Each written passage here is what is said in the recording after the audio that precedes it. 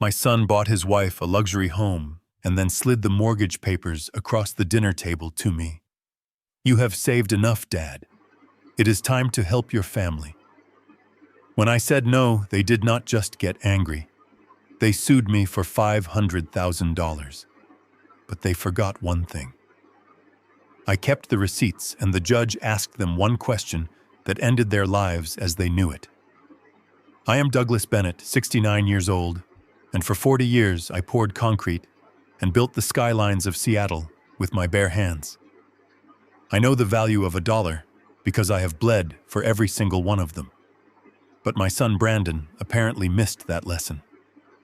Before I tell you how I destroyed their greed in a court of law, please like this video and subscribe to the channel. Let me know in the comments where you are watching from. I sat alone at table 4 in the Capitol Grill. The ice in my water glass had melted completely, and the condensation was pooling on the white tablecloth. I checked my watch for the 5th time. They were 20 minutes late. It was my 69th birthday, but I was not expecting a cake. I was not even expecting a card. I just wanted my son to look me in the eye and acknowledge I existed. Finally, I saw them. Brandon walked in wearing a suit that cost more than my first car, and hanging on his arm was Vanessa, my daughter-in-law. She had that look on her face, the one she always wore when she was about to ask for something. It was a mix of fake sweetness and predator focus. They did not apologize for being late. They did not hug me. They slid into the booth opposite me, and before the waiter could even offer us menus, Vanessa reached into her oversized designer bag. She pulled out a thick, heavy folder and slammed it onto the table right next to my empty plate. The sound echoed in the quiet restaurant. "Happy birthday, Dad," Brandon mumbled, but he would not meet my gaze. He was looking at the folder. "What is this?" I asked, keeping my hands in my lap. I did not want to touch it. Vanessa smiled, but her eyes were cold. "It is our future, Doug. We found it. The perfect house in Bellevue. 5 bedrooms, a view of the lake, and a 3-car garage. It is $1.2 million. I looked at them. Brandon was currently unemployed, claiming he was finding himself. Vanessa worked in finance, but she spent money faster than she could print it. "That is nice," I said, keeping my voice even. "I hope you two will be very happy there." Vanessa laughed, a dry, humorless sound. "Oh, we will be. But the bank is being difficult about the debt-to-income ratio. They just need a guarantor, a co-signer." She opened the folder and flipped to a page flagged with a yellow sticky note. She uncapped a heavy, expensive pen and pushed it toward me. "We already filled out your information," she said. "You just need to sign here, and the down payment is 20%. We need you to wire $240,000 by tomorrow morning to lock in the rate." I stared at the pen. Then I stared at my son. 3 years ago, I sat in my kitchen with Brandon while he cried like a child. He had gambled away $40,000. He owed dangerous people. To save his life, I sold my Ford F-150, the truck I had driven for 20 years, the truck I loved. I paid his debts. I looked him in the eye that day, and I said, "This is the last time, Brandon. If you ask me for another cent, you are on your own." I pushed the pen back across the table. "No." The word hung in the air like a gunshot. Vanessa's smile vanished instantly. "Excuse me," she hissed. "I said no," I repeated louder this time. "I am not co-signing a mortgage for $1 million home. I am not wiring you $250,000. You cannot afford this house." Brandon finally looked up. His face was turning red. "Dad, stop being difficult. You have the money. We know you do. You sold the construction company 10 years ago. You have millions sitting in accounts doing nothing, while your son lives in a 2-bedroom apartment. It is embarrassing. It is not doing nothing." "Brandon," I said, my voice dropping to a dangerous growl. "It is my retirement. It is the money I broke my back for. And I told you 3 years ago when I cleared your bookie debt that the bank of Dad was closed. Vanessa slammed her hand on the table, making the silverware jump. "You selfish old man. You are going to die soon anyway. What are you going to do? Take it with you. We deserve this house. Brandon deserves this. He has put up with you for years." "Put up with me?" I asked. "I paid for his college, I paid for his car, I paid his bail when he got a DUI. I paid his gambling debts. And now you want me to buy you a mansion in Bellevue." The waiter approached, looking nervous. "Sir, is everything all right?" Brandon stood up abruptly, knocking his chair back. He looked wild. He looked desperate. "No, everything is not all right," he shouted, and people at the nearby tables turned to stare. "My father is sitting on a gold mine, and he is forcing his family to live like rats. You owe me this, Dad. You owe me." I stood up slowly. My knees ached, a reminder of 40 years on construction sites. I looked at my son, a man of 38, who still acted like a spoiled teenager. "I owe you nothing," I said calmly. "And since you have money for $1 million home, you can pay for this dinner." I turned and walked away. I did not look back. But as I reached the door, I heard Vanessa screaming after me. "You will regret this, Doug. We will take what is ours.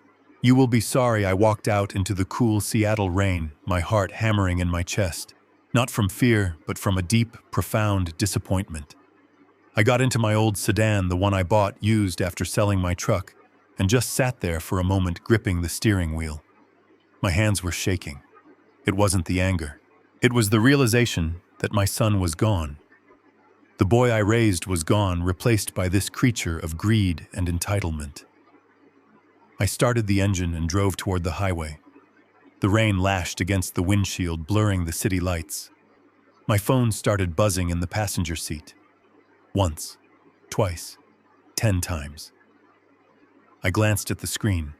Text messages from Vanessa. "You are a monster. We are not done with you. You promised Brandon 10% of the company sale. We are going to make you pay." I frowned. Promised him 10%, I never promised him a dime. When I sold Bennett Construction, Brandon had not worked a day in his life. He called the company dirty work. He wanted nothing to do with it until the check cleared.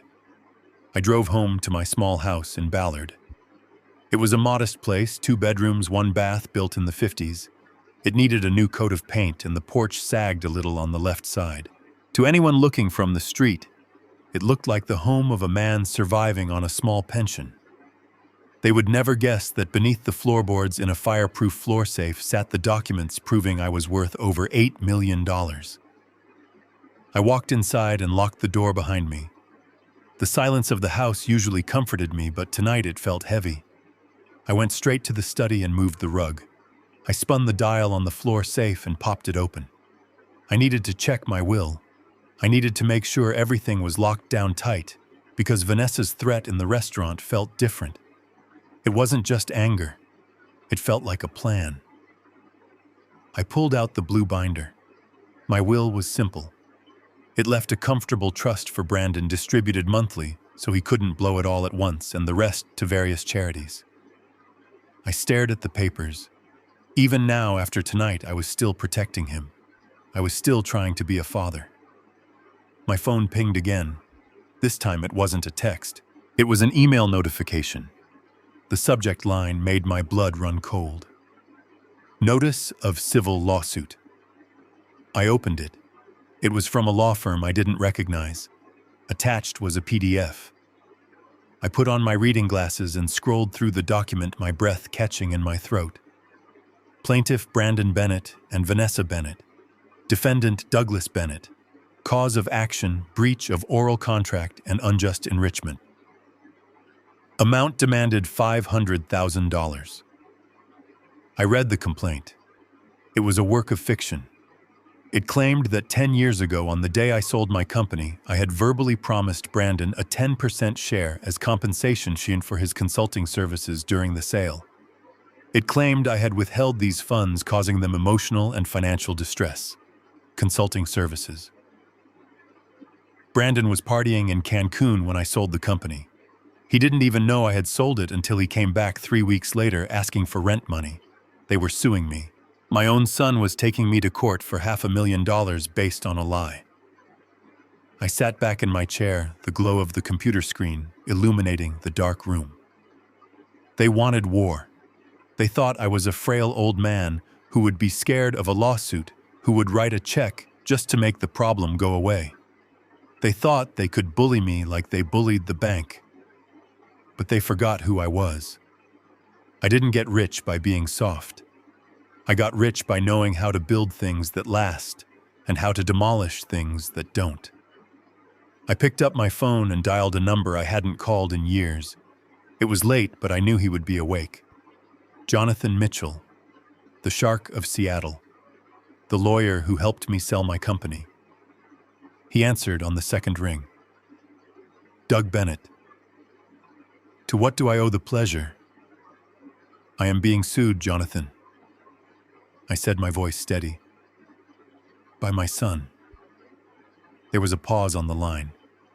Then Jonathan let out a low, dry laugh. The kid who can't keep a job, what does he want? $500,000, I said. He claims I promised him a cut of the sale. Jonathan hummed. Oral contract. Hard to prove, but annoying to fight. Do you want to settle, Doug? Give him $50,000 to shut him up. I looked at the picture of Brandon on my desk, taken when he was 5 years old, holding a toy hammer. I looked at the lawsuit on my screen. No, Jonathan, I said. I don't want to settle. I want to destroy them. I want to make sure they never come after me again. I could hear the smile in Jonathan's voice when he replied. Then be at my office at 8 a.m. tomorrow. Bring everything. And Doug, wear your good suit. We are going to war. I hung up the phone. I didn't sleep that night. I sat in my chair listening to the rain and thinking about the mortgage papers Vanessa had slammed on the table. Why were they so desperate? Why did they need $1 million house right now when Brandon was jobless? Why did they need $250,000 in cash by tomorrow morning? It didn't add up. Greed is usually patient. This was panic. The next morning at 7 a.m., a heavy fist pounded on my front door. I looked through the peephole. It was a King County Sheriff deputy. I opened the door. Douglas Bennett, he asked. Yes. You have been served. He handed me a thick envelope. The official papers. It was real. They had actually done it. I watched the deputy walk away, and I felt a strange calm settle over me. The sadness was gone. The disappointment was gone. All that was left was the cold, hard resolve of a man who has a job to finish. I drove into the city, the skyline gray and imposing. Jonathan's office was on the 42nd floor overlooking Elliott Bay. When I walked in, he was already waiting for me, standing by the window, looking like a predator in a three-piece suit. Let me see it, he said. I handed him the lawsuit. He flipped through it quickly, his eyes scanning the legal jargon. It is sloppy, he said, tossing it onto his mahogany desk. They are desperate. They cite witnesses. Vanessa's parents.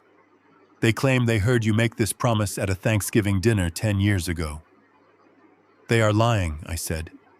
Vanessa's parents hate me. They wouldn't come to my house for Thanksgiving if I paid them. Perjury, Jonathan said, shrugging. People do it every day for $500,000. But here is the interesting part, Doug. Look at the timeline. They filed this yesterday afternoon, an hour after you left the restaurant. They had this ready. This wasn't a reaction to you saying no. This was the plan all along. If you signed the mortgage, they would own you. If you didn't, they would sue you. They needed this money yesterday. Why, I asked. Why the rush? Jonathan leaned forward, steepling his fingers. That is what we are going to find out. I have a private investigator on retainer. A guy named Chen. He used to be FBI. If your son and his wife are in trouble, Chen will find it. But Doug, I need to know how far you are willing to go. If we dig, we might find things that put your son in prison. Are you ready for that?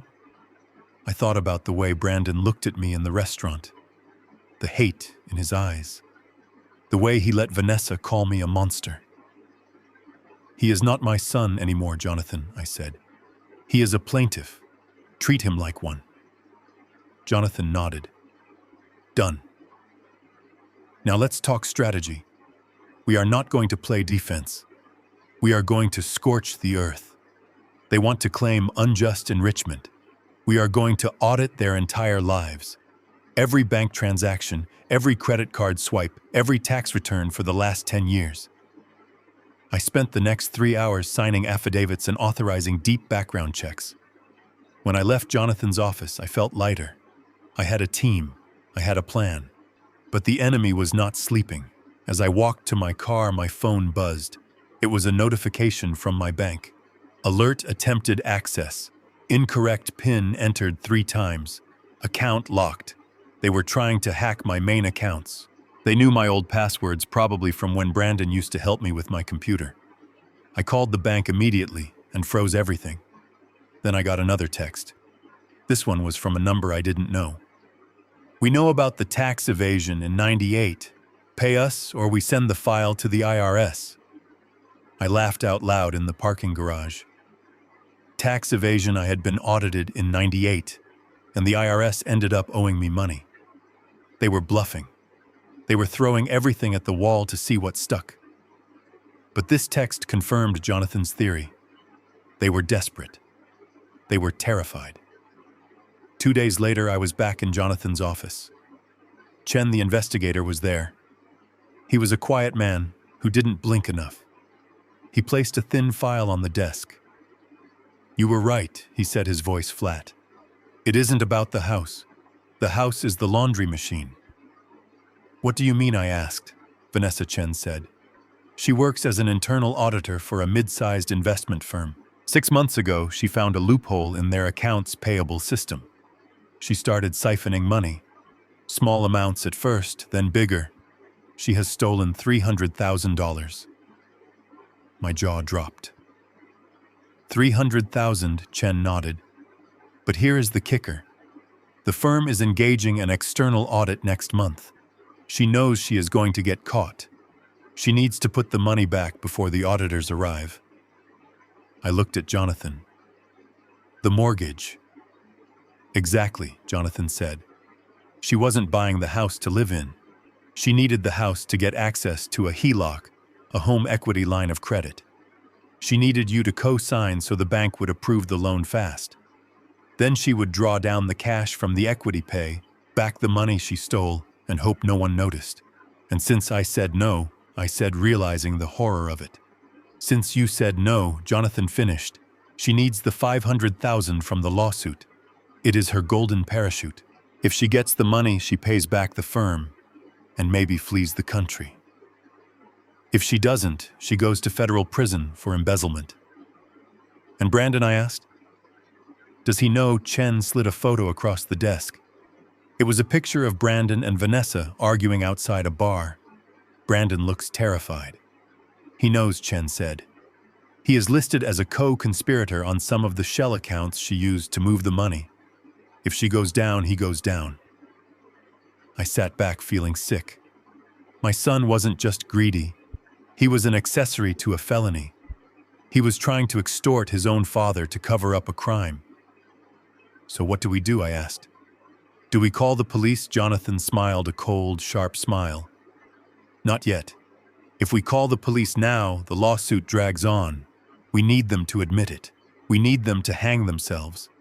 How we are going to give them what they want, Jonathan said. A settlement meeting. We tell them you are scared. You are old. You don't want your tax secrets coming out. You want to pay. But I am not paying them a dime, I said. No, Jonathan agreed. But we are going to get them in a room. We are going to get them on record. And then we are going to drop the hammer. The meeting was set for Friday at the office of Brandon's lawyer, a man named Alvarez who worked out of a strip mall next to a dry cleaner.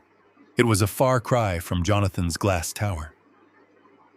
I wore an old cardigan and walked with a slight stoop, playing the part of the defeated old man. Jonathan walked beside me carrying nothing but a briefcase. Vanessa and Brandon were already there, sitting at a cheap laminate conference table. Vanessa looked triumphant. Brandon looked sweaty. So Alvarez said, smoothing his tie, "My clients are willing to drop the suit for $500,000. No admission of guilt. Just a clean break." I looked at Brandon. "Son, is this really how you want to do this?" Brandon wouldn't look at me. "Just sign the check, Dad. You have plenty. You won't even miss it." Vanessa leaned forward. "And we want it today. A cashier's check. Or we release the tax documents to the press." Jonathan spoke up. "My client is prepared to pay, but we need to clarify the nature of the payment for tax purposes. Is this payment fulfilling a contract debt, or is it a gift?" Vanessa's eyes narrowed. "Why does it matter?" "Because," Jonathan said calmly, "if it is a debt payment for the oral contract you claim exists, you will have to pay income tax on it. That is about 35%. If it is a gift, there is no tax for you." Vanessa and Brandon exchanged a look. I could see the greed calculating in their eyes. They didn't want to lose a third of the money to the government. They needed every penny to cover the theft. "It is a gift," Brandon blurted out. "It is a gift. He owes it to me for being a terrible father." Jonathan nodded slowly. "So you admit there was no oral contract? This is strictly a gift?" "Yes," Vanessa hissed. "Just give us the money." Jonathan looked at me. I stood up, straightening my back, shedding the act of the frail old man. I reached into my pocket and pulled out a small digital recorder. I placed it on the table. The red light was blinking. "Thank you," I said, my voice strong and clear. "You just admitted on tape that your entire lawsuit is fraudulent. There was no contract. You just wanted a gift. That is extortion." Vanessa's face went white. "You set us up."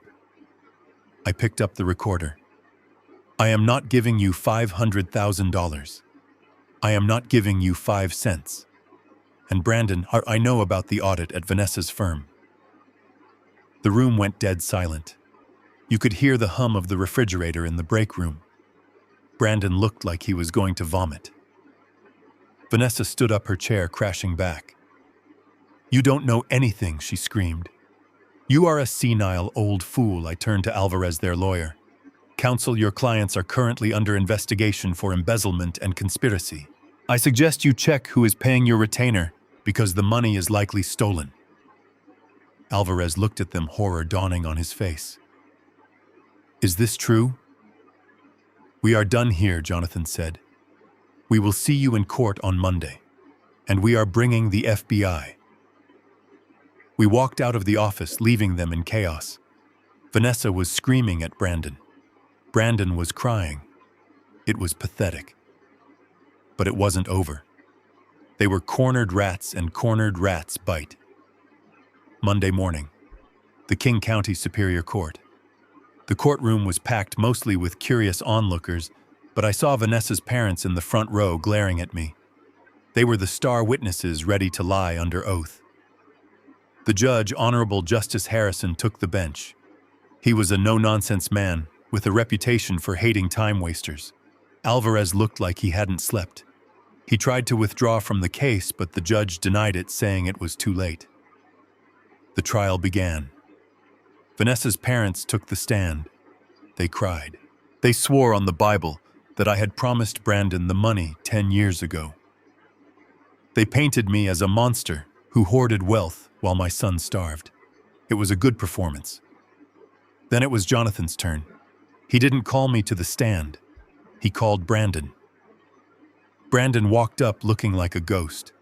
He took the oath. "Mr. Bennett," Jonathan began, holding a piece of paper.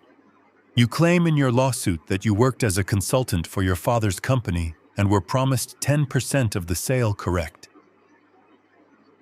"Yes," Brandon whispered. "And you worked very hard for that money, yes. I gave him the best years of my life." Jonathan walked back to his table and picked up a stack of documents. That is interesting, because I have here your tax returns from the last 10 years. In the year of the sale, you declared zero income. In fact, you filed for unemployment benefits. You signed a federal document stating you were unemployed and had no income prospects. Jonathan held up the two documents side by side. So, Mr. Bennett, I have a question. Were you lying to the federal government then, or are you lying to this court now? Because one of these is perjury and the other is welfare fraud. Which one is it? Brandon froze. He looked at Vanessa. She was staring straight ahead, refusing to meet his eyes. He looked at the judge. I answer the question, the judge boomed.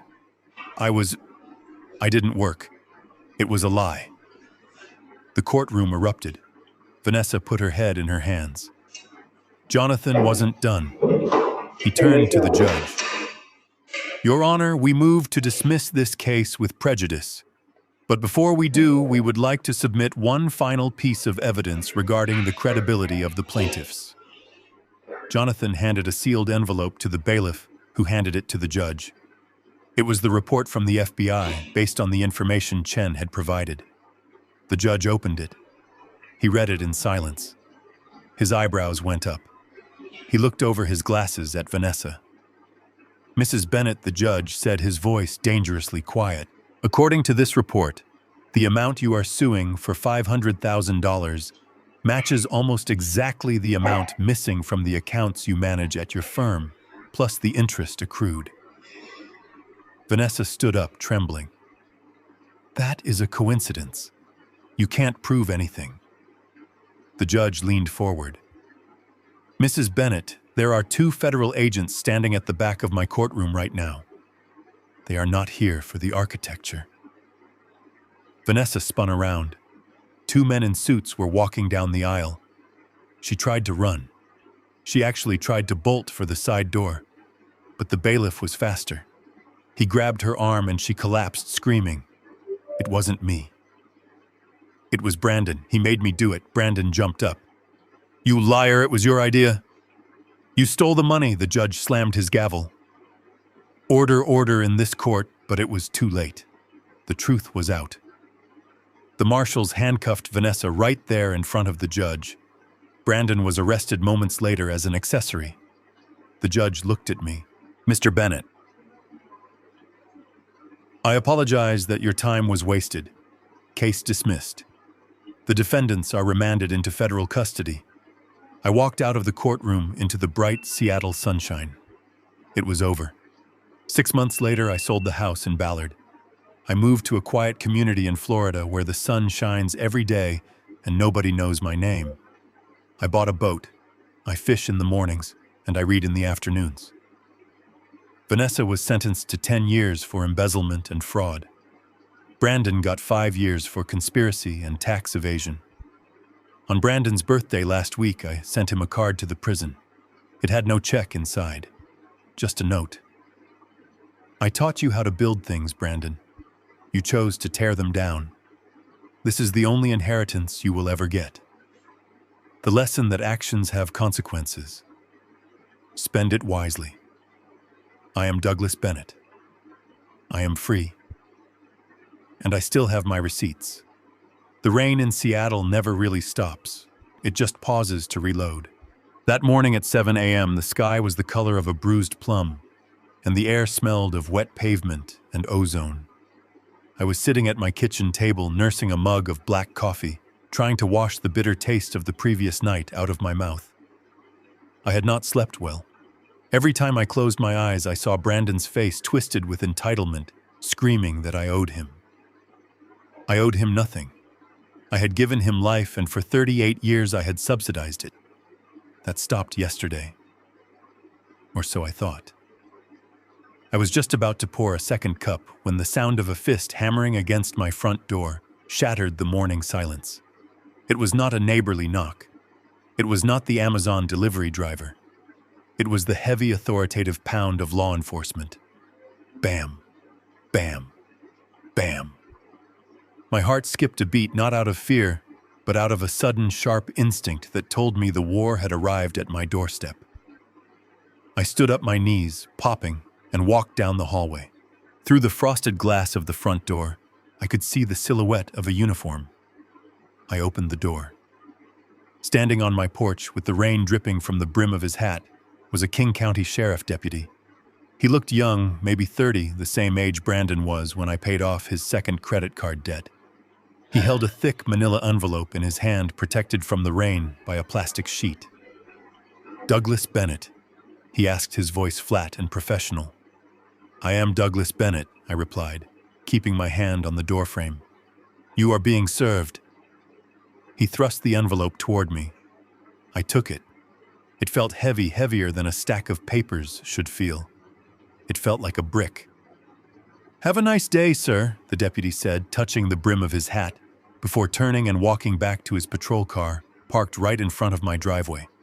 Its lights were not flashing, but its presence was loud enough. I looked across the street. The curtains in Mrs. Higgins' house twitched. I saw her gray head duck back behind the fabric. Within 10 minutes, the whole neighborhood would know that the police had visited Doug Bennett.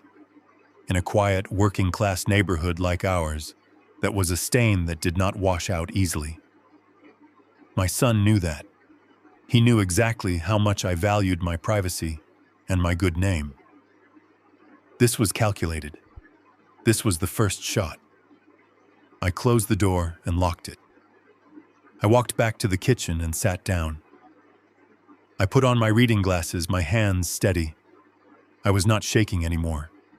The sadness I had felt at the restaurant was gone, replaced by a cold, clinical curiosity. I wanted to see how far they were willing to go. I slit the envelope open with a steak knife. I pulled out the stack of documents. It was 20 pages thick, stapled at the top.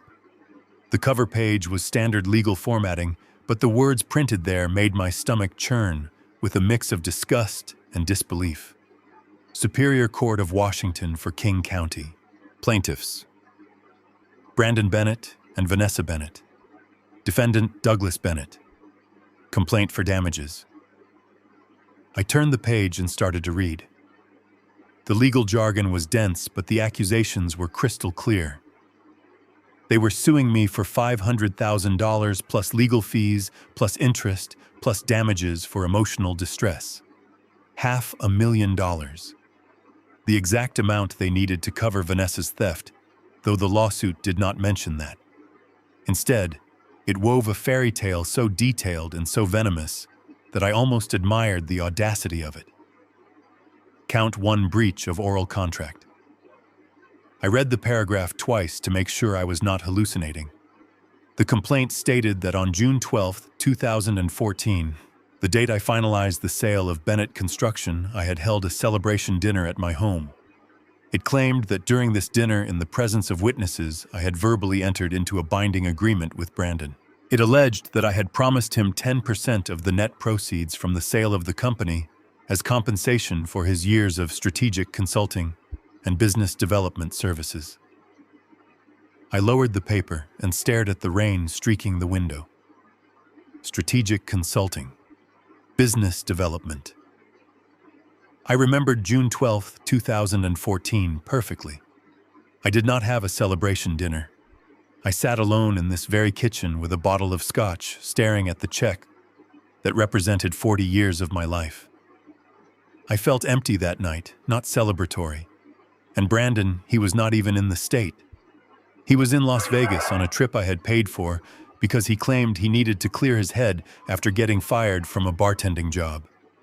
He had called me that night not to congratulate me, but to ask for another $500 because he had put everything on black and lost. I looked back at the document. They had witnesses, affidavits attached at the back. I flipped to the end. There were 2 sworn statements signed and notarized, one from Vanessa's father and one from her mother. They swore under penalty of perjury that they were present at this imaginary dinner and clearly heard me promise Brandon the money.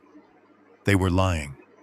They were risking prison time to help their daughter steal my retirement. I went back to the complaint. Count 2: unjust enrichment. It claimed that my company's success in its final years was largely due to Brandon's unpaid labor and innovative ideas, and that by keeping the full sale amount, I was unjustly enriching myself at his expense. It was laughable. Brandon had visited my job sites maybe 5 times in his life, usually to ask for cash or to borrow a truck he never refueled. He could not tell the difference between a Phillips head and a flathead screwdriver. He called manual labor peasant work. And now he was claiming he built my empire. I turned to the final page.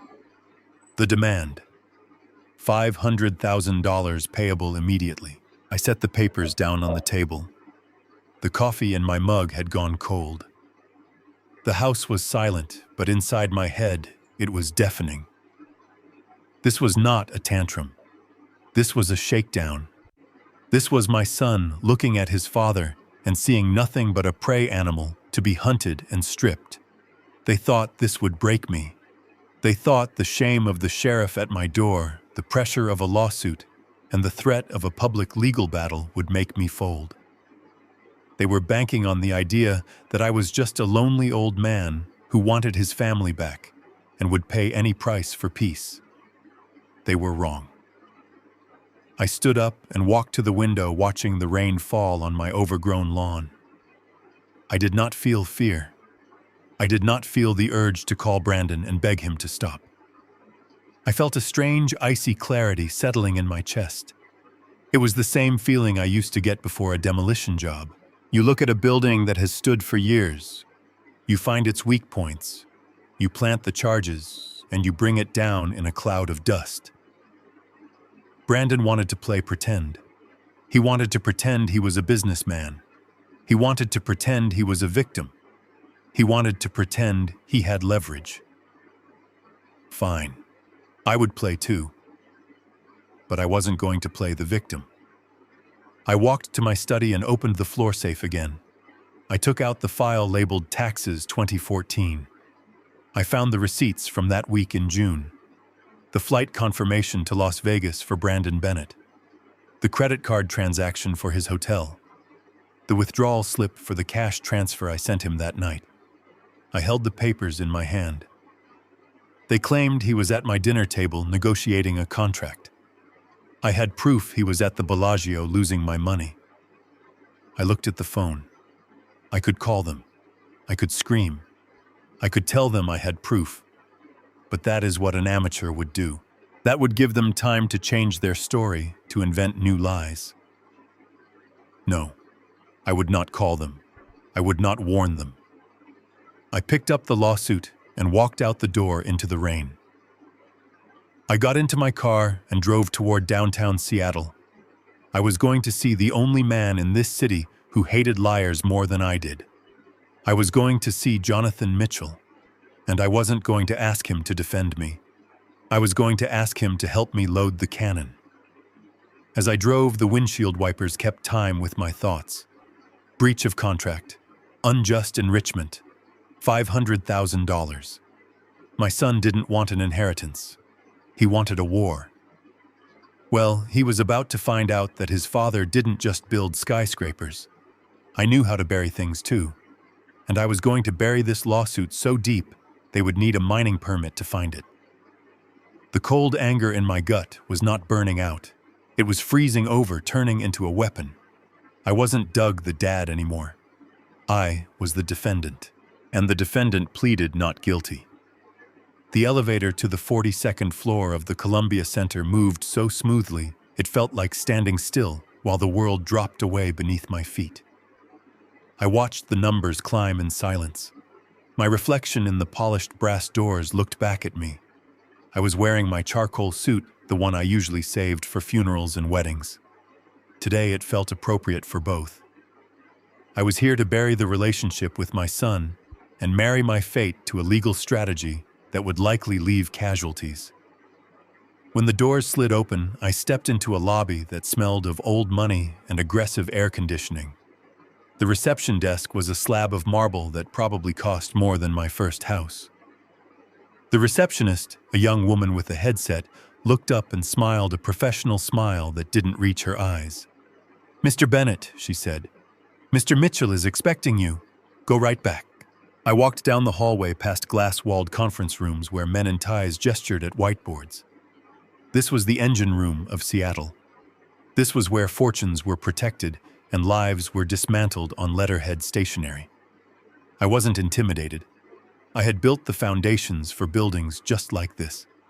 I knew that underneath the marble and the mahogany, it was all just steel and concrete holding up the weight. Jonathan Mitchell was standing by the floor-to-ceiling window, looking out at the gray expanse of Elliott Bay. The ferries looked like toys moving sluggishly across the water. Jonathan didn't turn when I walked in. He just kept watching the city. "It looks peaceful from up here, doesn't it, Doug?" he said, his voice low and gravelly. "You can't see the dirt. You can't hear the noise. You can just pretend it all works perfectly." He turned around. He was a man of 55 with silver hair cut close to his scalp and eyes that were 2 shades darker than gunmetal. He wasn't smiling. Jonathan didn't smile when he was working. He was a shark in a bespoke Italian suit, and I was the only client he still took personal meetings for, because I was the only client who had never lied to him. I sat down in one of the leather chairs facing his desk. I didn't say hello. I just reached into my briefcase and pulled out the thick packet of papers the sheriff had handed me that morning. I dropped it on his desk. The thud was heavy and final. "They did it, Jonathan," I said. He sat down and pulled the documents toward him. He put on a pair of rimless glasses and started to read. The room was silent except for the sound of pages turning and the soft hum of the ventilation. I watched his face. I was looking for shock. I was looking for outrage. But Jonathan just read with the cold detachment of a surgeon examining an X-ray of a terminal tumor. After 10 minutes, he closed the folder and took off his glasses. He leaned back in his chair, steepling his fingers. "Breach of oral contract," he said flatly. "Unjust enrichment. Intentional infliction of emotional distress." He looked at me. "It is a work of fiction, Doug, but it is a dangerous one." "I know," I said. "They have witnesses. Vanessa's parents." Jonathan waved a hand dismissively. "Witnesses can be broken. That is not what worries me. What worries me is the number, $500,000. Why, I asked. "Because it is specific," Jonathan said. "It isn't 1 million, it isn't 10 million, it is exactly $500,000. When people sue for greed, they usually swing for the fences. They ask for the moon and settle for a rock. But this feels precise. This feels like a debt." He stood up and walked over to a sidebar, pouring 2 glasses of sparkling water. He handed one to me. "Doug, we have been friends for a long time. You built my first house. I helped you sell your company for enough money to live like a king for 3 lifetimes. So I am going to ask you a question, and I need you to answer it not as a father, but as a client." He sat on the edge of his desk, looking down at me. "What do you want to do?" I looked at the water in my glass. "What do you mean?" "I mean, there are 2 ways to handle this," Jonathan said. "Option A is the shield. We file a motion to dismiss. We depose the witnesses. We drag this out for 2 years. We show the court that Brandon was in Las Vegas. We win eventually. But it will be messy. It will be public. And at the end of it, your son will still be your son, just a poorer and angrier version of himself. He might even get a nuisance settlement just to make him go away." I tightened my grip on the glass. "And option B?" Jonathan's eyes hardened. "Option B is the sword. We don't just defend, we attack. We find out why they need this money. We find out what they are hiding. We don't just prove they are lying, we prove they are criminals. We destroy their credibility, their finances, and their future. We make sure they are so busy fighting to stay out of prison that they never even think about suing you again." He leaned closer, his voice dropping to a whisper. "Option B is scorched earth, Doug. We burn the fields so they can never harvest again. But if we do this, there is no coming back. You won't have a son anymore. You will have a defendant. And when we are done, he might be a felon." The room went quiet again. I looked out the window at the gray sky. I thought about the little boy I taught to ride a bike. I thought about the teenager I bailed out of jail. I thought about the man who sat across from me in a restaurant 2 nights ago and looked at me with pure, unadulterated hatred because I wouldn't fund his lifestyle. He killed that boy, I thought. Brandon killed the son I loved the moment he decided to extort me. I looked up at Jonathan. My chest felt hollow, but my mind was clear. I don't want a settlement, Jonathan. I don't want to drag this out. They came into my house. They threatened me. They tried to use the law to rob me. I stood up and walked to the window, standing next to him. I want option B. I want scorched earth. I want them to have no road home. I want to destroy them, Jonathan. Not just beat them, destroy them. Jonathan nodded slowly. He didn't look surprised. He looked satisfied. Good, he said, walking back to his desk and hitting a button on his intercom. Sarah, get Chen on the line and clear my schedule for the afternoon. He looked back at me. Sit down, Doug. If we are going to do this, we need to start digging. He pulled a fresh legal pad from his drawer and uncapped a pen. Here is the strategy, Jonathan said, his voice sharp and precise. We are not going to argue about the oral contract. That is a distraction. That is what they want us to focus on. They want us arguing about who said what at a dinner party 10 years ago. We are going to ignore that. We are going to focus on the money, I said, catching on. Exactly, Jonathan said. Why do they need $500,000 immediately? Why did they try to rush a mortgage on $1 million home when Brandon is unemployed? Why are Vanessa's parents willing to perjure themselves? He wrote 3 words on the pad in bold letters. Follow the money. I am going to subpoena their financial records, Jonathan continued. Not just for this lawsuit. I am going to request discovery on everything. Bank accounts, credit cards, tax returns, investment portfolios.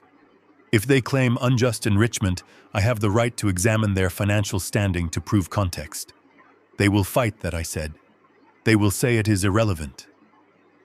Let them fight, Jonathan said, smiling that shark smile again. If they fight, it means they are hiding something. And while they are fighting the subpoenas, I am going to have Chen turn their lives inside out. Chen is a forensic accountant and a private investigator. If Vanessa has bought a cup of coffee in the last 5 years, Chen will know where and how much she tipped. He looked at me over his glasses. Vanessa works in finance, right? Yes, I said. She is an internal auditor. Interesting, Jonathan mused. An auditor who needs fast cash. That is a dangerous combination. If she is cooking the books at work or if she has debt she is hiding, we will find it. And if we find it, we don't just use it in this civil case. We hand it to the district attorney. We hand it to her employer. We hand it to the IRS. I felt a cold shiver go down my spine. This was it. This was the red button. Do it, I said. Jonathan wrote something else on the pad. Tax returns. You mentioned Brandon's gambling debt, Doug, Jonathan said. Did he declare any winnings? Did you file a gift tax return when you paid it off? I paid the bookies directly. Cash. Jonathan nodded. Good. That means Brandon likely has undeclared income, or at least unexplained lifestyle assets. We are going to audit him, Doug. We are going to compare what he told the IRS with what he is telling the court. In his lawsuit, he claims he worked for you as a consultant.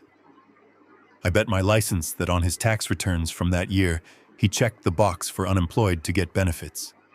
He did, I said, realizing the trap. He was on unemployment for 6 months that year. Jonathan slammed his hand on the desk. Got him. That is perjury. That is fraud. If he swears to this court he was working while swearing to the government he wasn't, he is done. We catch him in a lie on the stand, and his credibility evaporates. The judge will throw the case out and likely refer him for prosecution. It felt ruthless. It felt mechanical. It felt perfect. What do I need to do? I asked. You need to play the part, Jonathan said. You need to be the scared old man. Let them think they are winning. Let them think you are overwhelmed. Don't answer their calls, but don't block them either.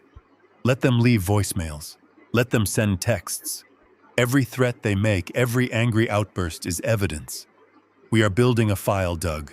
We are letting them hand us the rope they will use to hang themselves.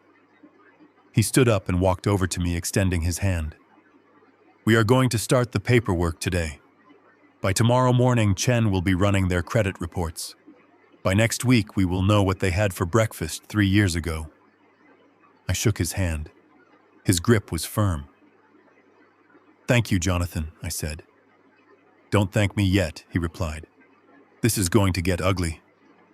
Your daughter-in-law, Vanessa, she is the smart one, isn't she? Brandon is the noise, but she is the architect. Yes, I said. She is the one who handed me the pen. Then she is the one we have to watch, Jonathan said.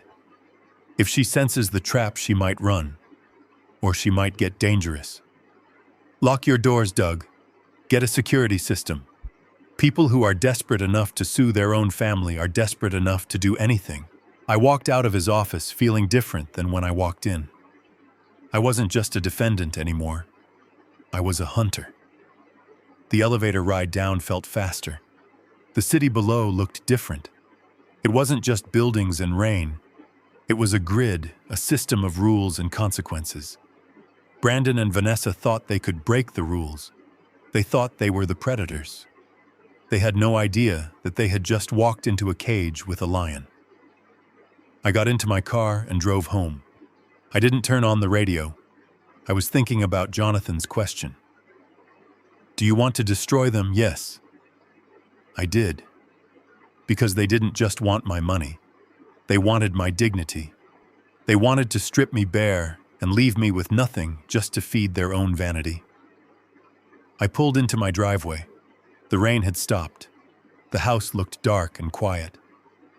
I walked inside and went straight to the kitchen. I poured a glass of water. My hand was steady. My phone buzzed on the counter. A text from Brandon. Last chance, Dad. Settle this or we take everything. I looked at the message. I didn't feel anger. I felt pity. He was holding a water pistol and threatening a man driving a tank. I put the phone down and didn't reply. The silence in the house wasn't heavy anymore. It was the silence of a deep breath before the plunge. The war had started, and I was ready to burn it all down. 2 days later, my phone rang at 8:15 in the morning. It was Jonathan Mitchell. His voice was tight-clipped and completely devoid of the usual morning pleasantries. Doug, he said, get down here. Now. Don't finish your coffee. Don't read the paper. Just get in your car. I didn't ask why. I heard the tone. It was the tone of a foreman who just found a crack in the main support beam. I grabbed my keys and drove to the city. The rain had let up, leaving Seattle in a gray wash of low clouds and wet pavement. I drove fast, my mind racing through the possibilities. Did they find something on me? Had I made a mistake on a tax return 20 years ago? Paranoia is the first tax you pay when you enter a legal war. When I arrived at the 42nd floor, the receptionist didn't even ask me to sit. She waved me straight back. Jonathan's office door was closed. I knocked once and entered. Jonathan was standing behind his desk, his jacket off his sleeves rolled up. Sitting in one of the leather chairs was Chen, the private investigator. Chen was a small man with glasses that seemed too big for his face and a stillness that was unsettling. He looked like an accountant who had seen too many dead bodies. On the desk between them sat a single thin blue file folder. Sit down, Doug, Jonathan said. I sat. The air in the room was heavy, charged with static. We found it, Jonathan said. We know why. I looked at the folder. Why they need the money, I asked. Why they are desperate, Chen corrected. His voice was soft, almost a whisper, but it carried across the room perfectly. It isn't about lifestyle, Doug. It isn't about greed. It is about survival. Chen opened the folder. He spun it around so I could see the documents. The first page was a corporate profile for a company called Sterling Capital. Vanessa works here, Chen said. She is a senior internal auditor. Her job is to find financial discrepancies, to catch mistakes, to stop theft. I nodded. I knew this. Vanessa always bragged about her job, about how important she was, how she kept the company honest. 6 months ago, Chen continued, she found a loophole in their vendor payment system, a legacy glitch in the software that allowed payments under $5,000 to be processed without secondary authorization if they were tagged as maintenance expenses. I looked up at Chen. She didn't report it, Chen said. She exploited it. He flipped the page. A spreadsheet. Columns of numbers, dates, and amounts. Start date February 4th. End date last Tuesday. Total amount embezzled $312,000. My breath caught in my throat. 300,000. She set up 3 shell companies, Chen explained. Fake vendors. She has been approving invoices for non-existent IT repairs and office supplies. The money goes into accounts she controls. I stared at the numbers. They were small amounts. 4,000 here, 3,000 there. But there were dozens of them. It was a slow bleed. But here's the problem, Jonathan interrupted. Sterling Capital was just acquired by a larger banking group. As part of the merger, they are conducting a full external audit, a forensic audit. It starts on the 1st of the month. I looked at the calendar on the wall. That was 10 days away. She is going to get caught, I said. She knows, Chen said. That is why she needs the money. She needs to pay back the $300,000 plus interest before the external auditors open the books. If the money is back in the account, she can claim it was an accounting error, a glitch she was fixing. She might get fired for incompetence, but she won't go to prison. If the money isn't there, Jonathan said, leaning forward, she goes to federal prison for wire fraud and embezzlement. 10 years minimum. The pieces slammed together in my mind like a car crash. The dinner, the mortgage, the house, I said. The house in Bellevue. Exactly, Jonathan said. It was never about living there. It was a financial vehicle.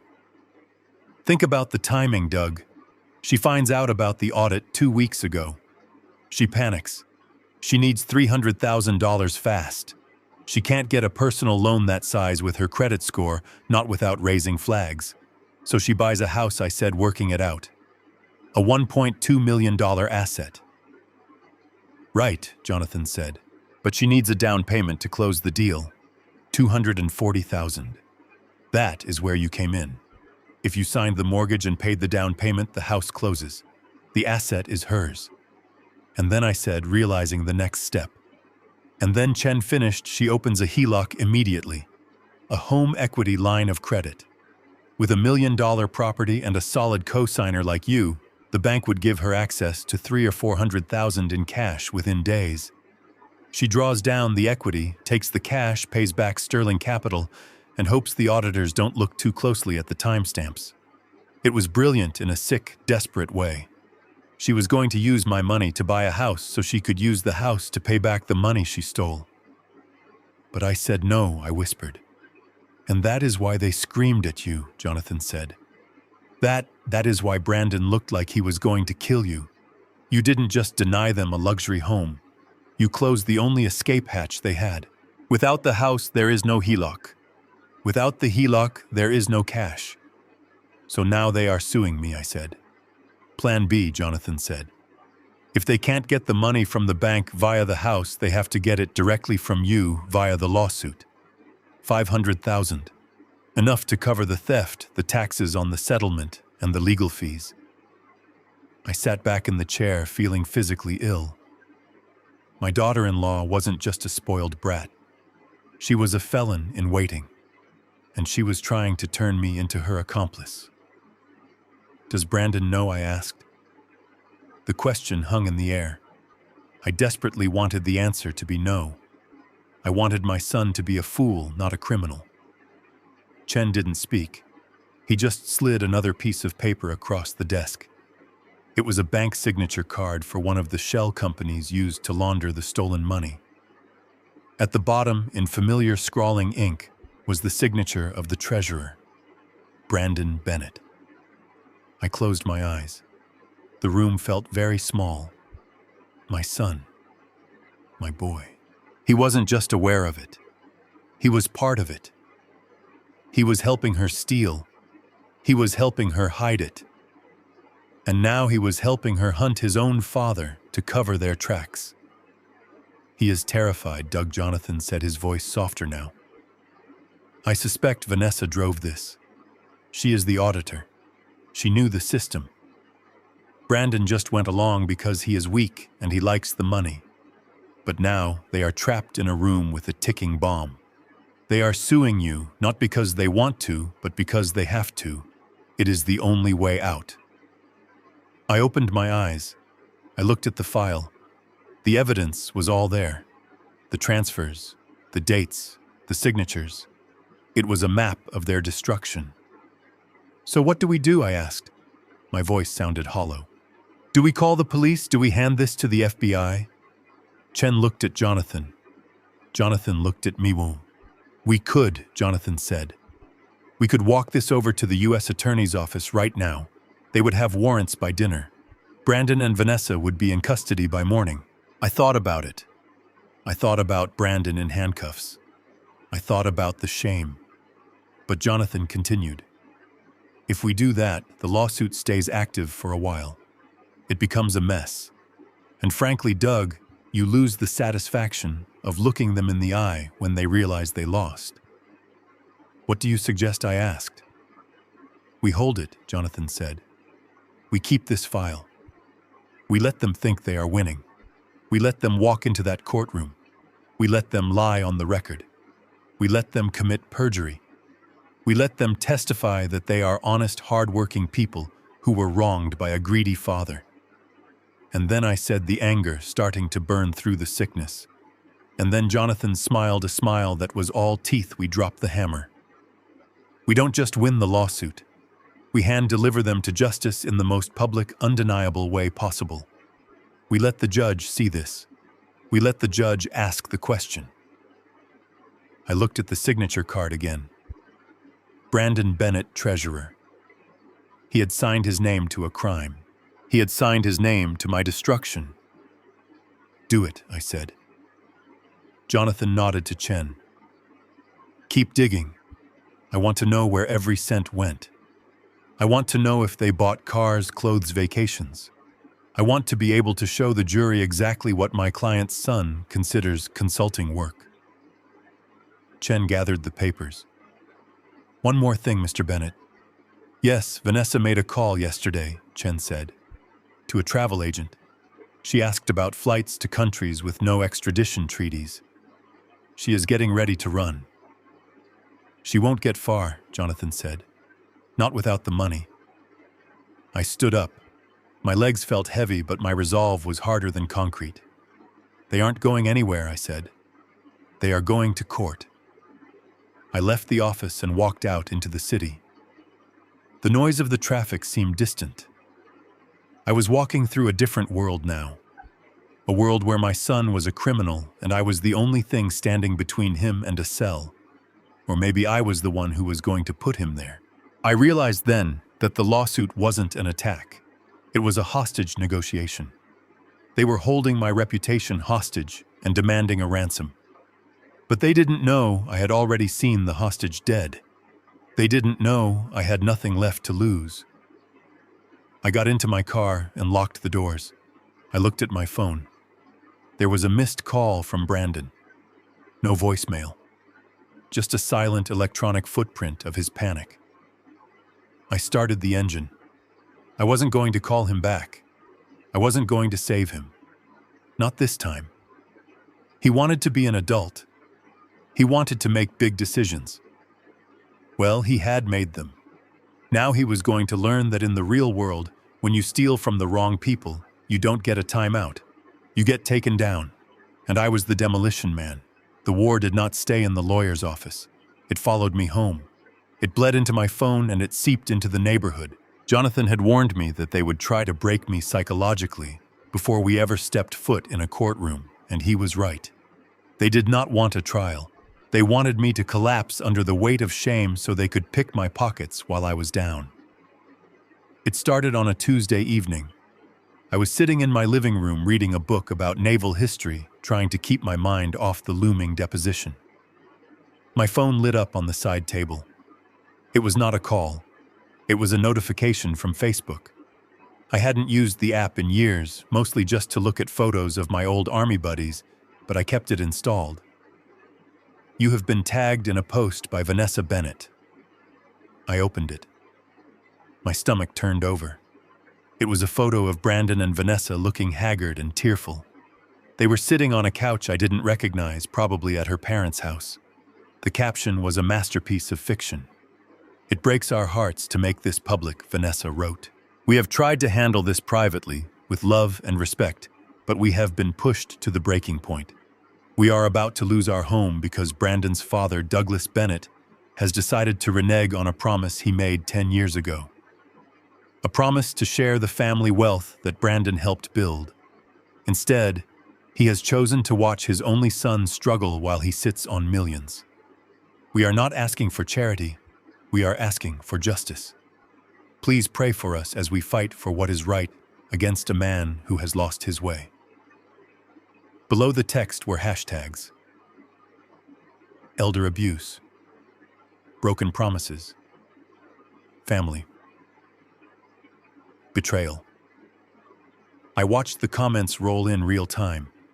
People I had known for 30 years, people I had built fences for, people I had loaned tools to were reacting with sad faces and angry emojis. I cannot believe Doug would do this, one neighbor wrote. He always seemed so nice. You never know what goes on behind closed doors. Stay strong, Vanessa, another commented. The truth will come out. Shame on him. I sat there in the blue light of the screen, feeling the walls closing in. They were painting me as a senile tyrant. They were isolating me. It is a classic predator tactic. Separate the prey from the herd. Make them feel alone. Make them feel like the only way to stop the pain is to surrender. Then the calls started. My sister-in-law, Ruth, my late wife's sister. We hadn't spoken much since Mary died, but she called me at 9 p.m. Doug, she said, her voice shrill. I just saw Vanessa's post. Is it true? Are you really letting them starve? They are not starving, Ruth, I said, keeping my voice calm. They are living in a condo and driving BMWs. Don't lie to me, Doug, she snapped. Vanessa said you promised him that money.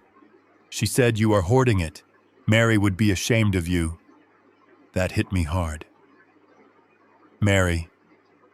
Ruth, I said firmly. You don't know what is happening. You don't know what they have done. I know that family helps family, she yelled. Fix this, Doug, or don't bother coming to the family reunion next month. She hung up. I put the phone down. My hand was shaking. Not from fear, but from a rage so cold, it felt like ice in my veins. They were using Mary against me.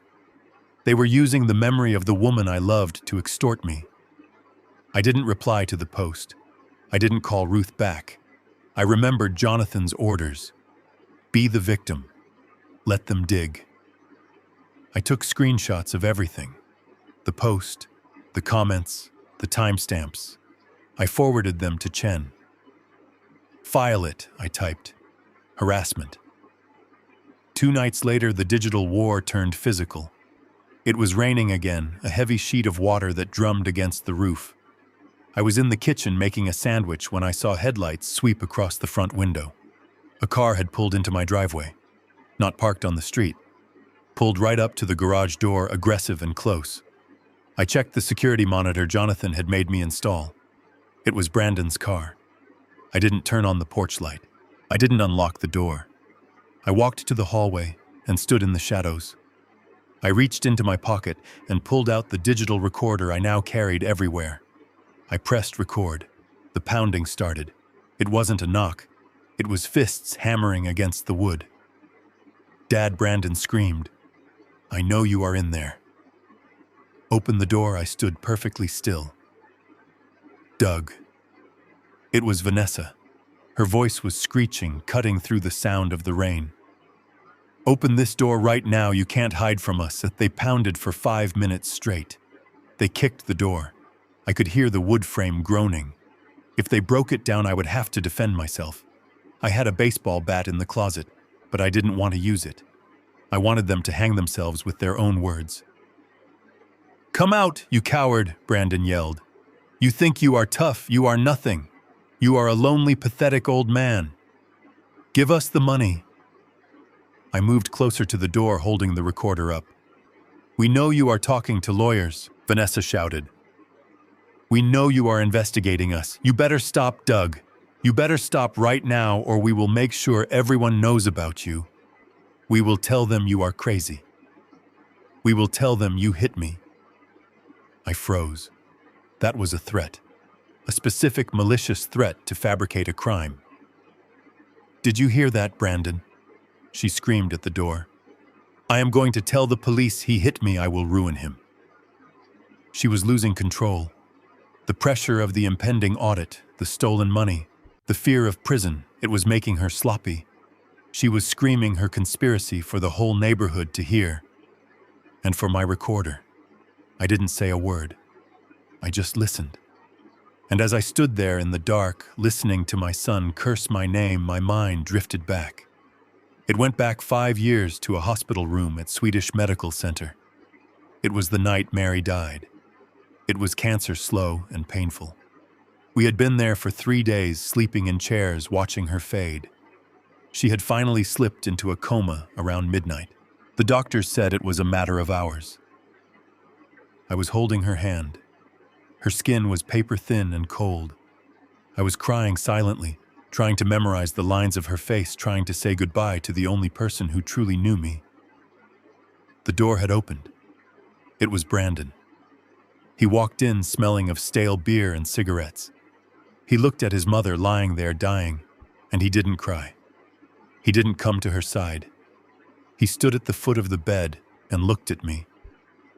"Dad," he said. I looked up, my eyes blurry with tears. "Son, she is going." "Yeah," Brandon said, shifting his weight. "Listen, Dad. I need to ask you something." Now I asked. "Yeah, now. Before, before she goes." He licked his lips. "Did she sign the life insurance papers?" "The new policy," I stared at him. My wife, his mother, was taking her last breaths, and he was asking about the payout. What I whispered. "The policy," Brandon said, his voice annoyed. "The one for 200,000. Did she sign it?" "Is it active? Because I have some debts, Dad. And when this pays out, I am going to need my share." I stood up that night. I let go of Mary's hand for the first time in 3 days. I walked over to my son. I was 64 years old, but I grabbed him by the collar of his jacket and I shoved him against the wall of the hospital room.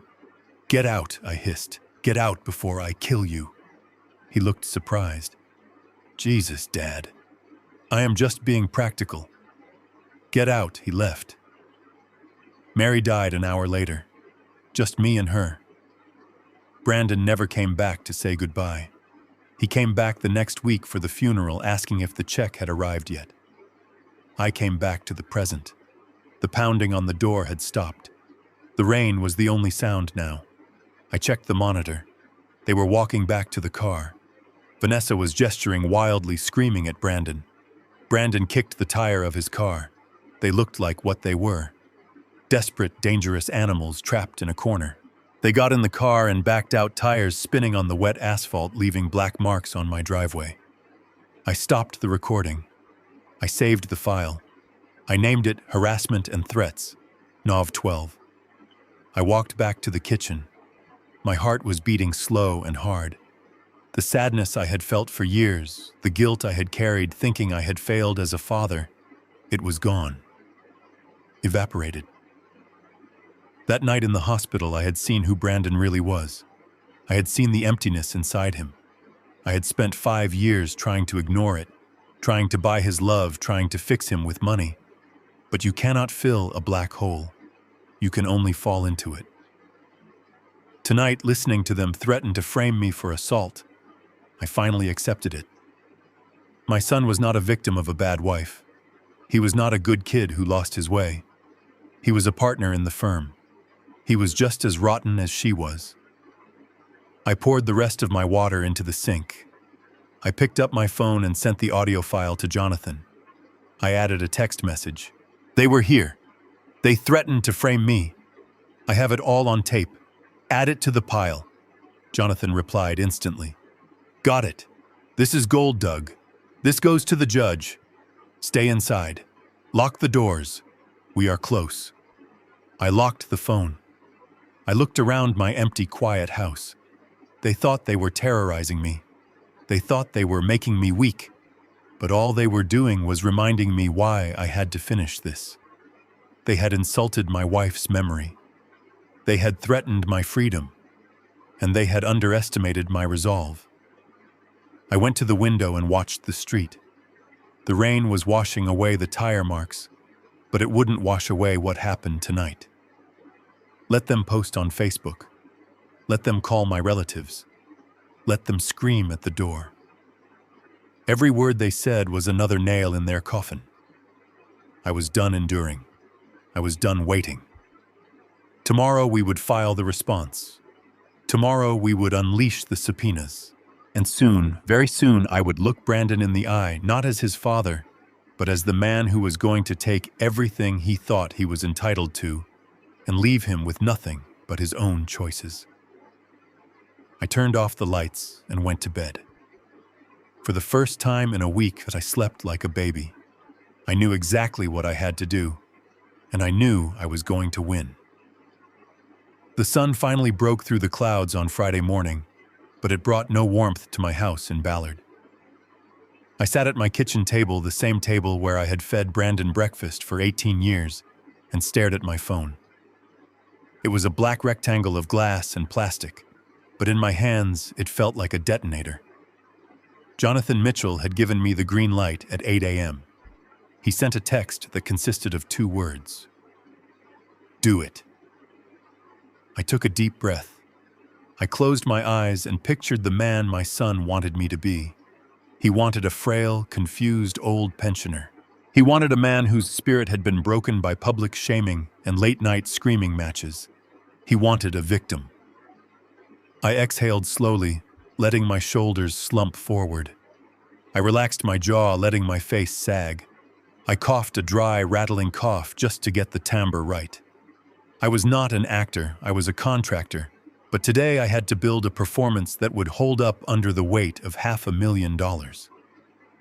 I dialed Brandon's number. It rang 4 times. He was making me wait. It was a power play. Finally, he answered. What do you want? He snapped. There was no hello, just the aggression of a man who thinks he holds the whip. I let a moment of silence hang in the air. I let my breath hitch audibly. Brandon, I said, my voice trembling just enough. It is Dad. I know who it is, he said. I have caller ID. If you aren't calling to tell me you signed the check, I am hanging up. Wait, son, please, I said, pitching my voice higher, weaker. I can't take this anymore. The silence on his end changed. It wasn't impatient anymore. It was attentive. The predator smelled blood. What do you mean? He asked. The neighbors, I said, injecting a note of panic into my tone. Mrs. Higgins won't look at me. People are posting things online. And the other night when you came over, I was scared, Brandon.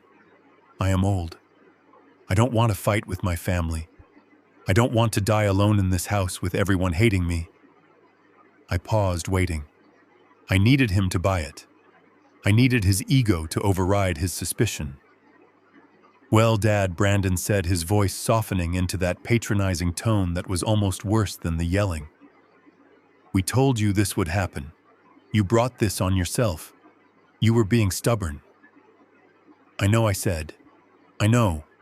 I want it to stop. I want to see my granddaughter again. You can see her when you fix this, he said. I took a shaky breath. Okay. You win. I want to settle. There it was. The surrender.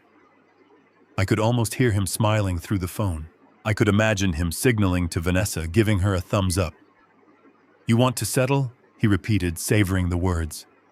Does that mean the full amount? 500,000. Yes, I said. But I can't. I can't do it over the phone. I need to see you. I need to make sure this ends it. I need to know you won't ask for more. We can meet, Brandon said quickly. Today. Come to my lawyer's office. Alvarez. You know where it is. I hesitated, playing the part. I don't like lawyers, son. Can't we just meet at the house? No, Brandon said sharply. We do this officially. We sign the papers, you hand over the check, and then we drop the lawsuit. Noon. Don't be late. And Dad, yes. Don't bring that shark Mitchell. If I see him, I am walking out, and we are going back to Facebook. I won't, I lied. I will come alone. Just me. Good. See you at noon. He hung up. I lowered the phone and straightened my back. The old man vanished. The tremor in my hands stopped. I walked to the sink and drank a glass of water. My eyes fixed on the clock on the wall. It was 9:30. I had 2 hours to prepare for the most important meeting of my life. I went to the bedroom and opened the bottom drawer of my dresser. Underneath a stack of winter socks was a small velvet pouch. I took it out. Inside was a digital recorder no bigger than a pack of gum. It was high-tech, something Chen, the investigator, had couriered over the night before. It has a 12-hour battery life, Chen had told me. It picks up a whisper from across the room. Just don't put it near your keys or your change. The clinking ruins the audio. I pressed the small button on the side. A tiny red light blinked once, then vanished. It was recording. Testing 1, 2, 3, I said to the empty room. Brandon Bennett is a thief. I played it back. My voice was crystal clear. I put on my clothes. I didn't wear a suit. A suit implies business. A suit implies power. I put on a pair of tan slacks that were slightly too loose, and a beige cardigan that Mary had bought me 10 years ago. It had a small coffee stain near the hem. I looked in the mirror. I looked harmless. I looked like a grandfather who feeds ducks in the park and forgets where he parked his car. I slipped the recorder into the inside pocket of the cardigan. I taped it down with a strip of electrical tape so it wouldn't slide or fall out if I moved too quickly. I checked the profile in the mirror. Invisible. Then I went to my desk. I took out my checkbook. I wrote a check. Pay to the order of Brandon Bennett. Amount $500,000 and 100. I signed it. My hand didn't shake. This check was the bait. It was the piece of cheese in the mousetrap. I knew they would never cash it. I knew that by the time they tried, I would have destroyed them. But they needed to see it. They needed to smell the money to lose their minds. I put the check in my wallet. My phone rang again. It was Jonathan. Are you ready, Doug? I am ready, I said. Remember, Jonathan said, his voice intense. You are not there to argue. You are not there to defend yourself. You are there to get them to admit two things. One, that there was no oral contract. 2, that they are demanding this money as a gift. If you get that on tape, the IRS handles the rest. And Doug. Yeah, if Vanessa gets close, be careful. She's cornered. I will be fine, I said. I hung up. I walked to the front door. I looked at the umbrella stand where Mary's old walking cane still sat gathering dust. I hadn't touched it in 5 years. I picked it up. It felt light in my hand. I didn't need a cane. My legs were strong. But Doug, the defeated father, needed a cane. I stepped out onto the porch. The rain had started again, a light drizzle that misted my glasses. I locked the door behind me. As I walked to my car, leaning heavily on the cane, I thought about the first time I held Brandon. He was so small. I promised him I would protect him from the world. I promised him I would teach him to be a good man. I failed at the second part. But today I was going to keep the first promise in a way he would never understand. I was going to stop him from getting away with a crime that would ruin his soul forever. I was going to stop him by taking everything away. I got into the car. I placed the cane on the passenger seat. I patted the pocket with the recorder. "Showtime," I whispered. I started the engine and drove toward the strip mall where Alvarez had his office. I drove slowly under the speed limit, letting cars pass me honking. Let them honk. Let them think I was slow. Let them underestimate me. I was driving into the lion's den, but the lions didn't know that the man walking in wasn't meat. He was poison. The law office of Peter Alvarez was wedged between a vape shop and a payday loan center in a strip mall that had seen better decades. The asphalt in the parking lot was cracked like a dry riverbed, and the sign above the door was missing the letter Z. It was fitting, I thought. My son was trying to sell his soul, and he had brought it to a pawn shop. I parked my car away from the other vehicles, a black BMW that belonged to Brandon, and a red Mercedes that I knew Vanessa had leased 3 months ago. They were parked aggressively, taking up 2 spots each, as if to claim dominion over this patch of concrete wasteland. I turned off the engine and sat for a moment, listening to the engine cool. My hand went to my chest, pressing against the beige cardigan to feel the hard plastic rectangle of the digital recorder. It was there. It was running. I picked up Mary's cane from the passenger seat. I opened the door and stepped out, hunching my shoulders, dropping my head. I shuffled toward the tinted glass door, my steps heavy and slow. I was not Douglas Bennett, the man who built skyscrapers. I was Doug, the defeated father. I was the prey walking into the cave. The waiting room smelled of stale coffee and desperation. The carpet was a shade of industrial gray that hid stains, but not where, and the magazines on the table were 3 years old. There was no receptionist, just a closed door with a nameplate that hung slightly crooked. I could hear voices inside, angry, urgent whispers. I knocked. The voices stopped instantly. "Come in," a voice shouted. It was Brandon. He didn't sound welcoming. He sounded like a man whose nerves were vibrating like a high-tension wire. I opened the door and stepped inside, leaning heavily on the cane. The office was small, cramped with filing cabinets that wouldn't close properly. Behind a laminate desk sat a man who had to be Alvarez. He wore a suit that was too shiny and a tie that was too wide. He looked like he made his living chasing ambulances and drafting wills for people who owned nothing. Sitting across from him were Brandon and Vanessa. They turned as I entered. Vanessa looked like a queen forced to hold court in a sewer. She was wearing a white blazer and gold jewelry, her face set in a mask of haughty triumph.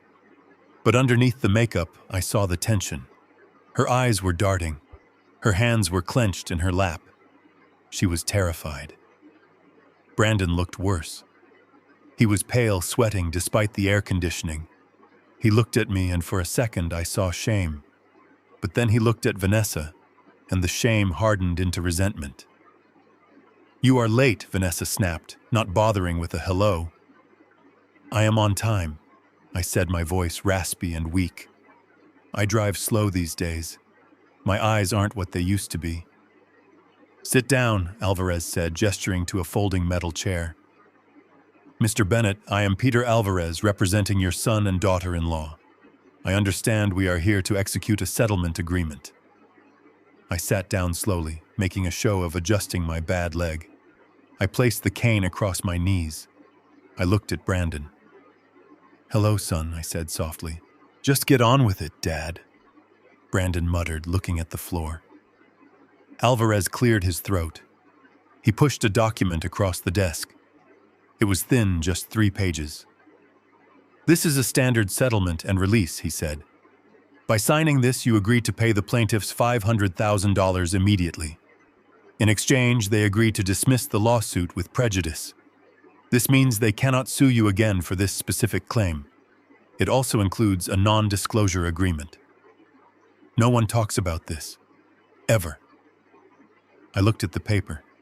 It was a surrender. It was a confession of guilt I hadn't committed. I brought my checkbook, I said, reaching into my pocket with a trembling hand. Good, Vanessa said. Her eyes were locked on my hand. She looked like a shark smelling blood in the water. Write it now. A cashier's check would have been better, but we will take a personal check if we can verify funds immediately. I opened the checkbook. I took out a pen. I laid it flat on the messy desk. I looked at the amount line. $500,000. It was a fortune. It was enough to put a kid through college 10 times over. It was enough to retire in luxury, and they wanted it to cover up a theft. I hesitated. I let the pen hover over the paper. I let my hand shake just a little more. Vanessa let out a sharp breath. What is the problem, Doug? Sign it. I looked up at Alvarez. I looked at Brandon. I let confusion cloud my face. There is just one thing, I said. My accountant. He told me I have to be careful. Vanessa rolled her eyes. Careful about what? You have the money. We know you do, taxes, I said quietly. The room went silent. Alvarez frowned. What about taxes? Well, I said, looking at Brandon pleadingly. In the lawsuit, you say this money is for work. You say it is for consulting. For a contract I made with you 10 years ago.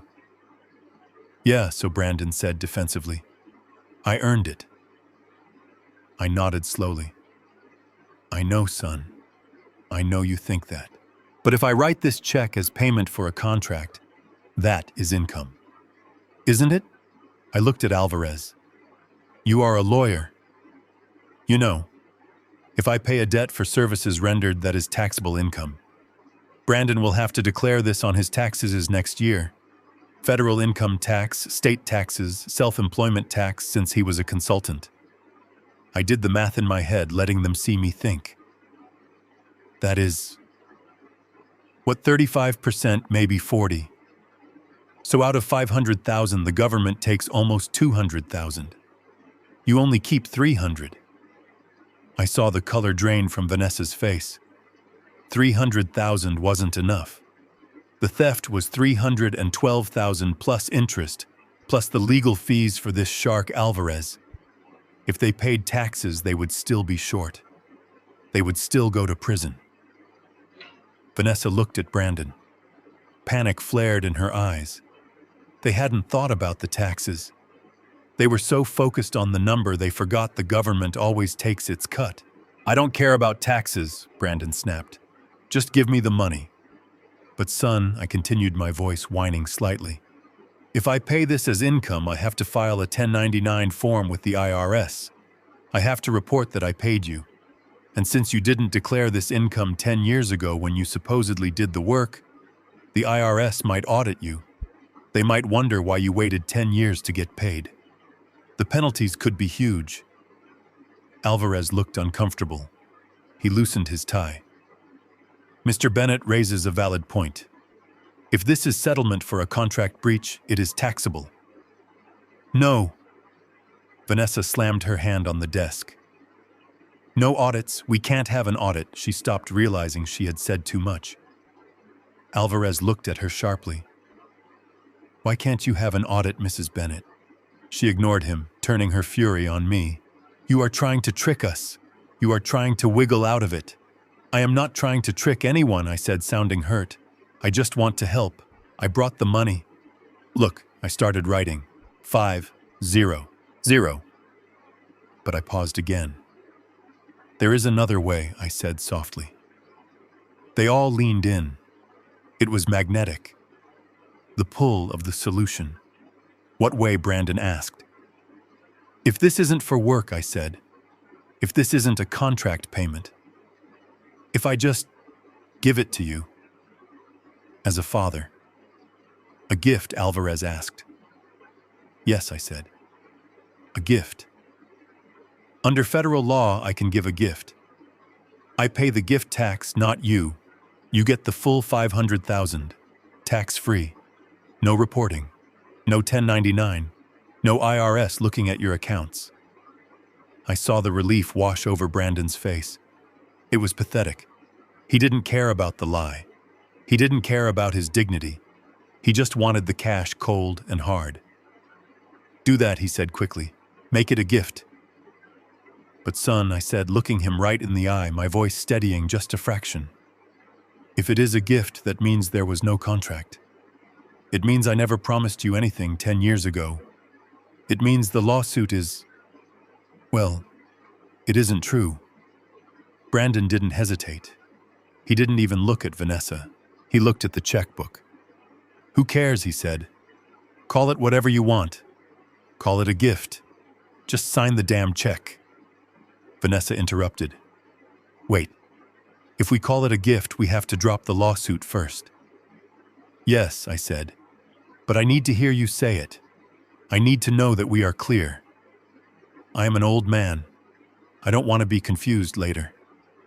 I looked at Vanessa. Is this a gift, Vanessa? Or do I owe you this money for a contract? She glared at me. She hated me in that moment more than she had ever hated anyone. But she loved her freedom more. She needed that tax-free cash to cover the hole in her company's ledger. It is a gift, she hissed through clenched teeth. There was no contract. We made it up to get your attention because you wouldn't help us. Are you happy you forced us to lie? Now give us the money as a gift. I looked at Brandon.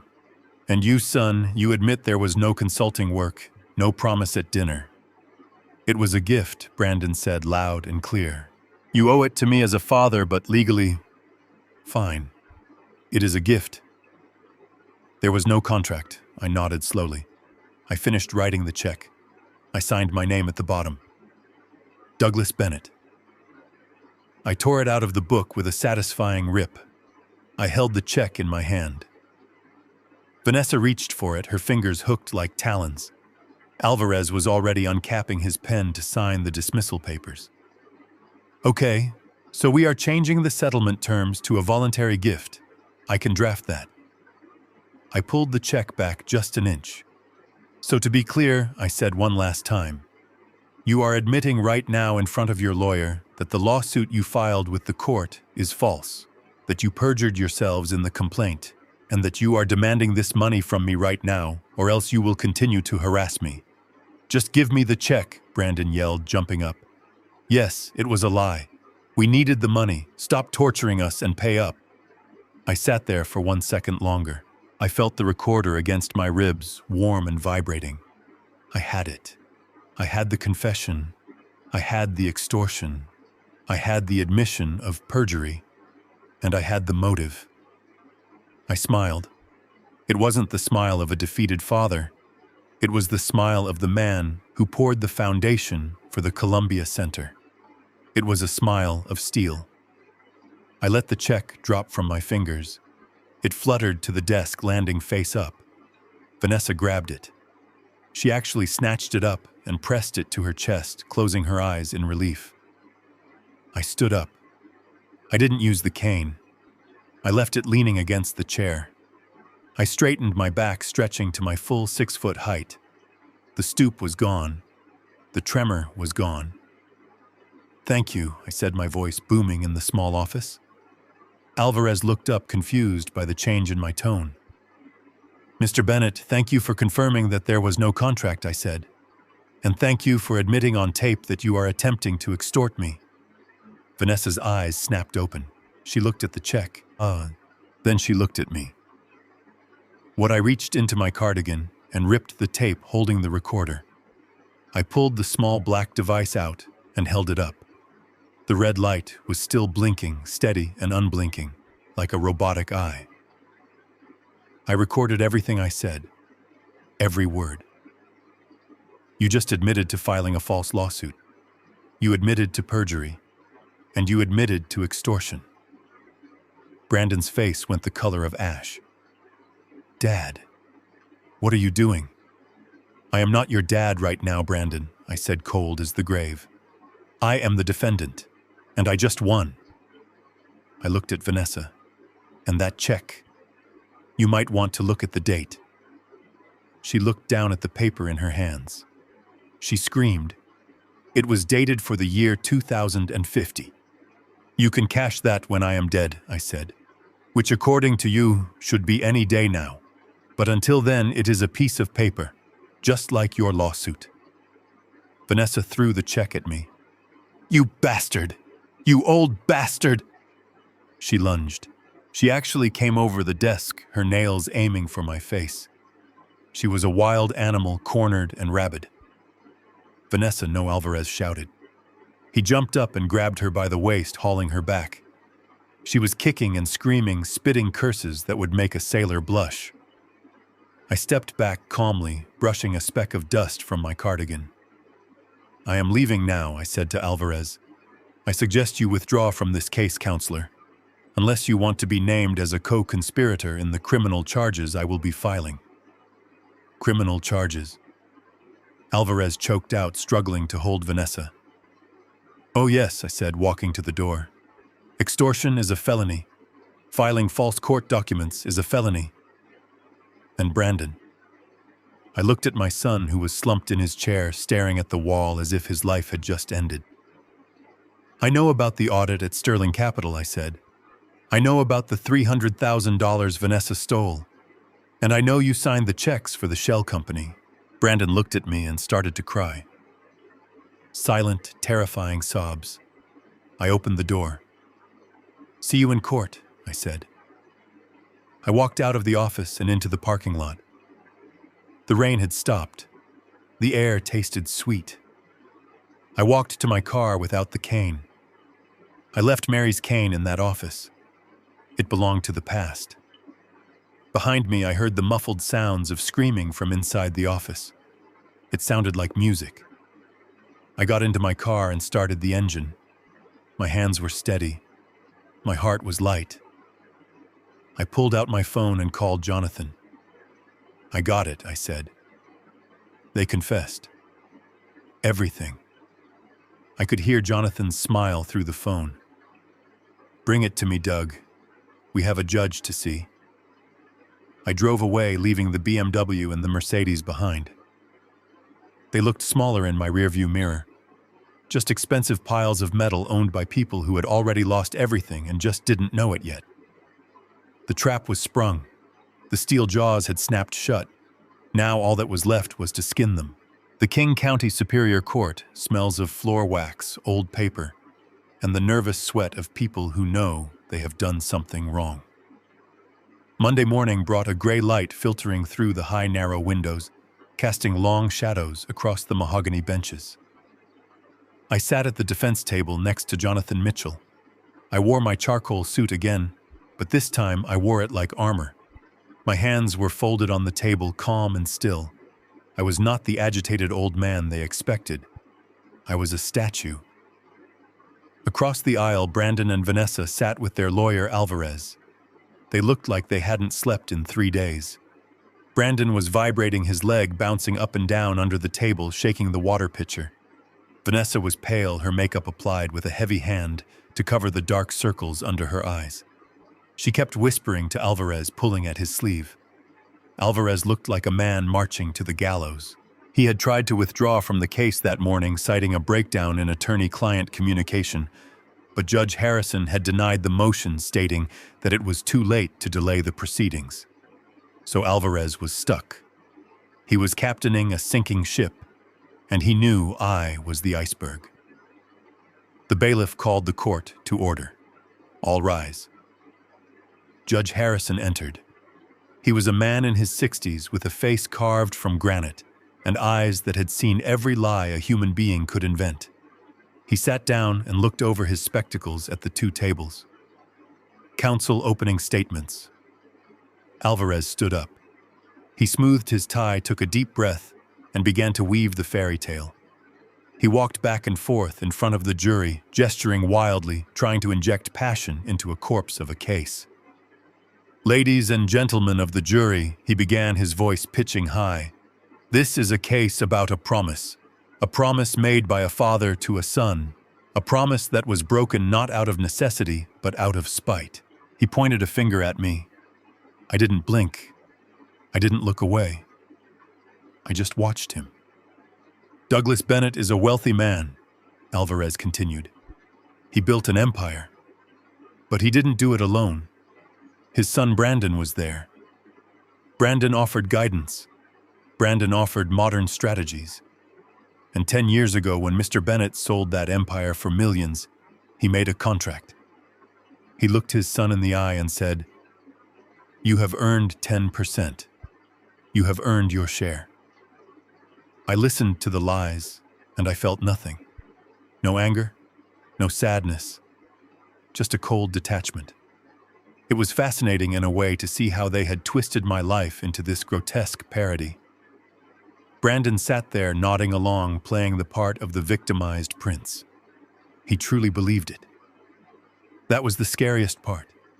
He had told himself this lie so many times that it had become his truth.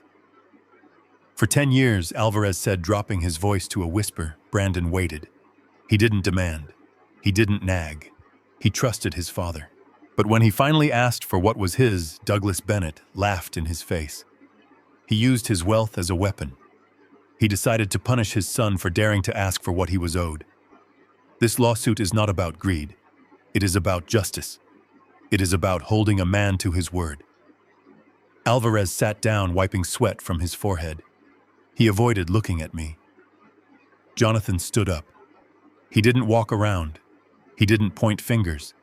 He stood behind his table, solid and immovable. The evidence will show, Jonathan said, his voice calm and resonant, that there was no contract.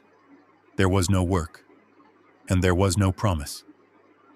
The evidence will show that this lawsuit is nothing more than a desperate attempt to extract money from a father who has already given too much. He sat down, short, brutal. Then came the witnesses. This was their ace in the hole. Vanessa's parents, Robert and Linda. They were small, bird-like people who had always looked at me with a mixture of envy and disdain. They walked to the stand clutching Bibles, looking for all the world like concerned grandparents. Linda went first. She swore to tell the truth, the whole truth, and nothing but the truth. Her hand didn't even tremble. Mrs. Miller Alvarez asked, "Were you present at the dinner on June 12, 2014? "Yes, I was," Linda said, her voice wavering perfectly. "It was at Doug's house.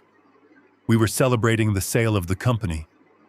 And did you hear a conversation between Douglas and Brandon regarding the proceeds of that sale I did? It was very clear." Doug raised a glass. He was drinking scotch. He said, "Brandon, I couldn't have done this without you. 10% is yours, son. You have earned it. I remember it because I was so happy for them. I thought finally Brandon is being appreciated." She wiped a tear from her eye. A fake tear born of greed and fear. She wasn't crying for Brandon. She was crying because her daughter needed bail money. And did Mr. Bennett ever pay that money? No. Linda sniffed. He kept it all. He bought boats and cars and left Brandon with nothing. It broke my heart to see my son-in-law struggle while his father lived like a king. I looked at Brandon while she spoke. He was watching me. He was waiting for me to jump up. He was waiting for me to shout liar just like I had at the restaurant. He wanted the outburst. He needed the outburst because if I lost control, it would validate their story. It would make me look like the angry, unstable tyrant they were describing. But I didn't move. I sat with my hands clasped, breathing slowly and evenly. I looked at Linda with the same expression I would use to look at a wall that needed painting. Blank, unimpressed. This silence was my weapon. I could see it unnerving Brandon. He shifted in his chair. He whispered something to Vanessa. She hissed back at him, telling him to shut up. They were expecting a fight, but I was giving them a void. Jonathan didn't cross-examine Linda. He simply said, "No questions, Your Honor." It was a power move. It told the jury that her testimony was so irrelevant, so obviously fabricated, that it wasn't even worth the dignity of a challenge. Then Robert took the stand. He repeated the same story almost word for word. It was rehearsed. It was scripted. He added a few flourishes claiming I had hugged Brandon and called him my partner. Again, I sat silent. I thought about the files in Jonathan's briefcase. I thought about the tax returns. I thought about the flight records to Las Vegas. Let them talk. Let them pile the lies as high as the ceiling. The higher they built, the harder they would fall. When Robert finished, he glared at me. It was a look of pure malice. He hated me because I had succeeded where he had failed. He hated me because I had money and he had debt. And now he thought he was taking it from me. Jonathan stood up for cross-examination this time. "Mr. Miller," Jonathan asked. "Jonathan, you say this dinner happened on June 12th, yes?" "Absolutely. And you are certain of the date?" "I am. It was the day the sale closed." "Thank you," Jonathan said. "No further questions." Robert looked confused as he stepped down. He had expected a battle. He had expected to be grilled. He walked back to his seat, looking unsure. "The plaintiff rests," Alvarez announced. The courtroom was quiet. The jury looked at me. Some of them looked sympathetic towards Brandon. The story was compelling. The witnesses were emotional. If I had been a juror, I might have believed it too. But the play was only half over. Judge Harrison looked at Jonathan. "Mr. Mitchell, is the defense ready to proceed?" "We are, Your Honor," Jonathan said. He stood up and walked to the center of the room. He didn't call me. He didn't call character witnesses. He turned and looked directly at the plaintiff's table. "The defense calls Brandon Bennett to the stand." The air left the room. Brandon froze. He hadn't expected this. He thought he could hide behind his lawyer and his in-laws. He looked at Alvarez. Alvarez nodded nervously. He had no choice. Brandon stood up. His legs looked shaky. He walked to the witness stand and sat down. He swore the oath. His voice was a whisper. I watched my son. I watched the boy I had carried on my shoulders. I watched the man who had signed his name to a shell company used to launder stolen funds. I looked for a trace of the child I loved, but all I saw was a stranger in a suit he couldn't afford, telling lies he couldn't maintain. Jonathan walked up to the stand holding a single piece of paper. He didn't look like a lawyer anymore. He looked like an executioner. "Mr. Bennett," Jonathan said, his voice pleasant and conversational. "You have just heard your in-laws testify that you were at a dinner in Seattle on June 12, 2014. Is that correct?" "Yes," Brandon said, gripping the arms of the chair. "And you stand by that statement? You were there. I was." Jonathan nodded. He walked back to his table and picked up a thick stack of documents. The sound of the paper hitting the wood was loud in the silent room. "Then we have a mystery, Mr. Bennett," Jonathan said, turning back to him, his smile vanishing instantly. "Because I have here a flight manifest from Alaska Airlines, and I have credit card receipts from the Bellagio Hotel and Casino in Las Vegas, Nevada." Brandon's eyes went wide. "And these records," Jonathan continued, his voice rising, "show that on June 12, 2014, the day you claim you were eating steak in Seattle, you were actually checking into a suite in Las Vegas, a suite paid for by your father. Jonathan slammed the papers onto the railing of the witness stand. So I ask you, Mr. Bennett, were you in two places at once, or are you lying to this court right now? Brandon opened his mouth, but no sound came out. He looked at Vanessa. She was staring straight ahead, her face a mask of stone. She knew. She knew the trap had just snapped shut. I sat in my chair and watched. I didn't smile. I didn't gloat. I just watched the demolition begin. The first pillar had crumbled. The dust was rising, and the building was coming down. The silence that followed the revelation of the Las Vegas trip was heavy enough to crush a man, but Jonathan Mitchell was not done. He did not give Brandon time to recover. He did not give him time to invent a new excuse or look to his wife for a lifeline. Jonathan simply placed the flight records on the evidence table and walked back to the podium. He moved with the slow, deliberate grace of a predator that knows the chase is over and the kill is inevitable. Mr. Bennett, Jonathan said, his voice dropping to a conversational volume, which somehow made it more terrifying. Let us move past the date of the dinner. Perhaps you are confused. Perhaps your memory is faulty.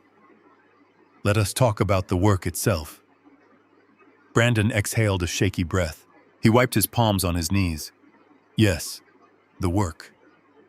In your complaint, Jonathan continued, you state that you provided strategic consulting services to your father's company for 3 years leading up to the sale. You claim these services were vital. You claim they added significant value to the company. Is that correct? Yes, Brandon said, his voice gaining a little strength. I did. I helped with marketing. I helped with modernizing the bid process. I worked hard. You worked hard, Jonathan repeated. You treated it like a full-time job. It was a full-time job, Brandon insisted. I was there every day. I gave everything to that company. That is why the 10% was promised. It was compensation for sweat equity. I watched from the defense table. I remembered those years. Brandon sleeping until noon. Brandon playing video games in his underwear while I was at the site at 5 a.m. Brandon asking for gas money to go to job interviews he never attended.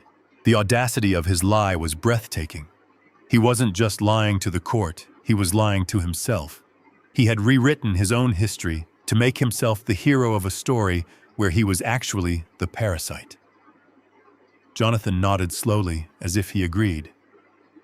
So you were a consultant, a hard-working, essential employee, and you were doing this in 2012, 2013, and 2014. Yes.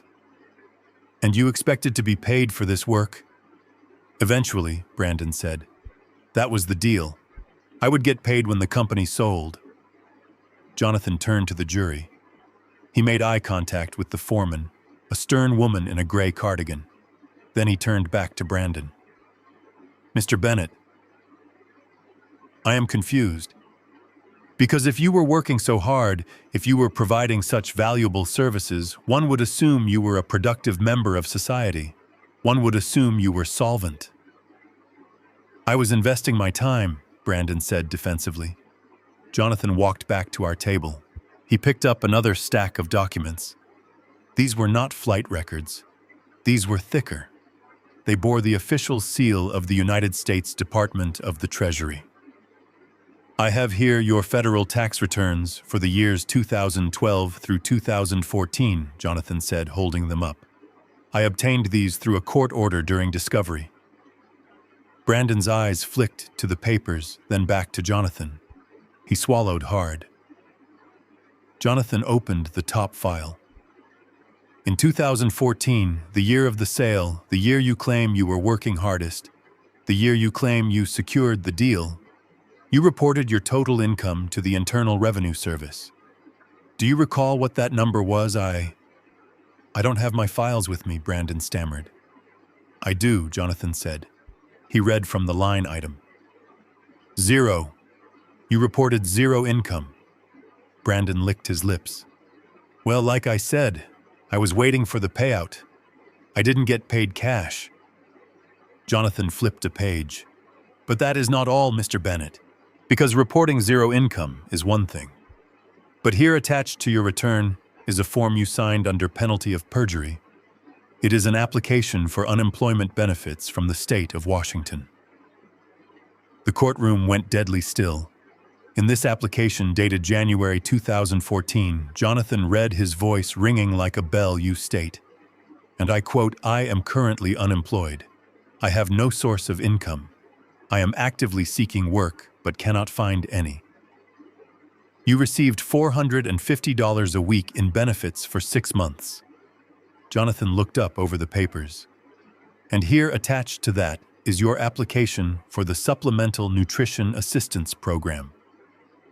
Food stamps, Mr. Bennett. In this application, you certified that you had no job, no assets, and no prospects.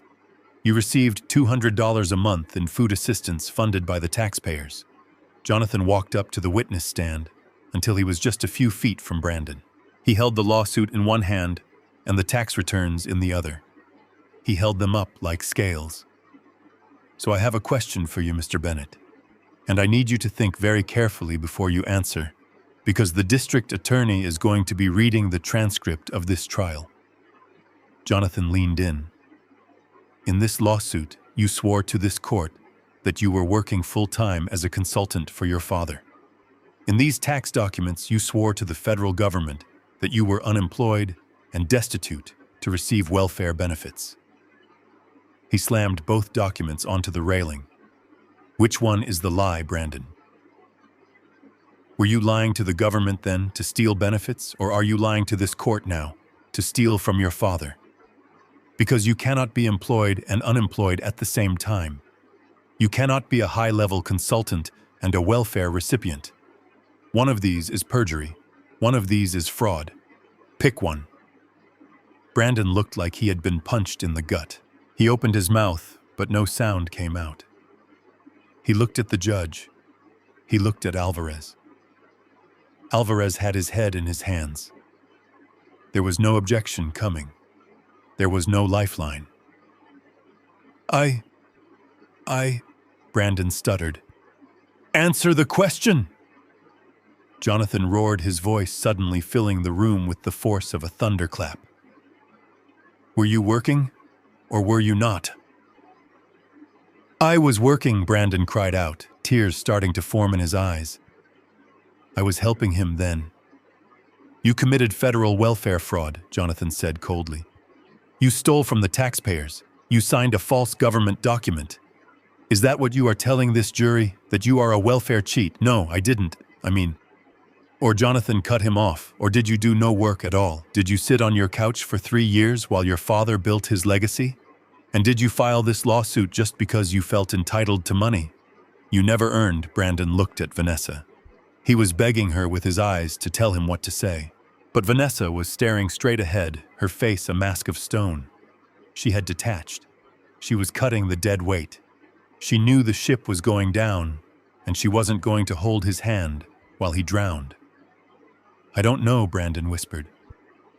I don't know what you want me to say. I want the truth, Mr. Bennett, Jonathan said, stepping back. But I think we already have it. Jonathan turned to the judge. Your Honor, the defense moves to admit these tax returns into evidence. They clearly demonstrate that the plaintiff has a history of making false statements under oath for financial gain. His credibility is non-existent. Judge Harrison was looking at Brandon.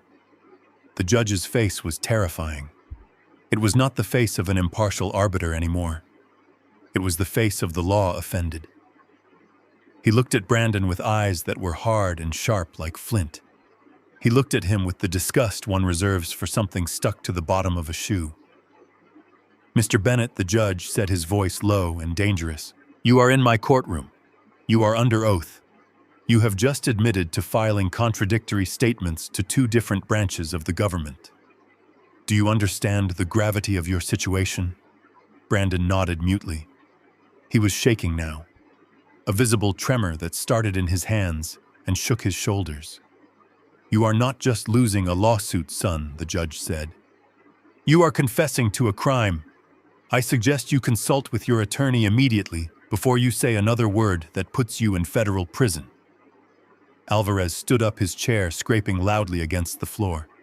"Your Honor, I request a recess. My client needs a moment," denied Judge Harrison barked. "You had 10 years to prepare for this moment, counselor. You filed this suit. You brought this man into my court. We are going to finish this." Jonathan looked at me. He gave me a barely perceptible nod. The demolition was almost complete. The structure was buckling. The supports were gone. Brandon sat in the witness chair, a broken man exposed as a liar and a cheat in front of the world. He had tried to frame me as a villain, but he had painted himself as a criminal. I looked at him and I felt nothing but a cold, hollow ache. This was my son. This was the boy I taught to fish. And now here he was testifying to his own corruption because he was too greedy to work and too stupid to cover his tracks. Jonathan turned back to the witness stand. "I have no further questions for this witness, Your Honor." Brandon stood up on shaky legs. He stumbled as he stepped down from the stand. He walked back to the plaintiff's table, but he didn't sit next to Vanessa. She shifted her chair away from him, creating a physical gap between them. A gap that said, "I do not know this man." But Jonathan wasn't done with her. Oh no. Brandon was just the pawn. Vanessa was the queen. And Jonathan Mitchell was about to checkmate. He turned to the judge one last time. "Your Honor, the defense has one final piece of evidence to present. It does not concern Mr. Bennett directly. It concerns the co-plaintiff, Mrs. Vanessa Bennett, and the origin of the funds they are so desperate to acquire." Vanessa's head snapped up. Her eyes went wide. She knew. In that split second, she knew that we knew. The air in the courtroom changed. It went from tense to electric. The storm wasn't over. The hurricane was just making landfall. Vanessa Bennett stood up before the judge could even address Jonathan's statement. She didn't wait for her lawyer. She didn't wait for permission.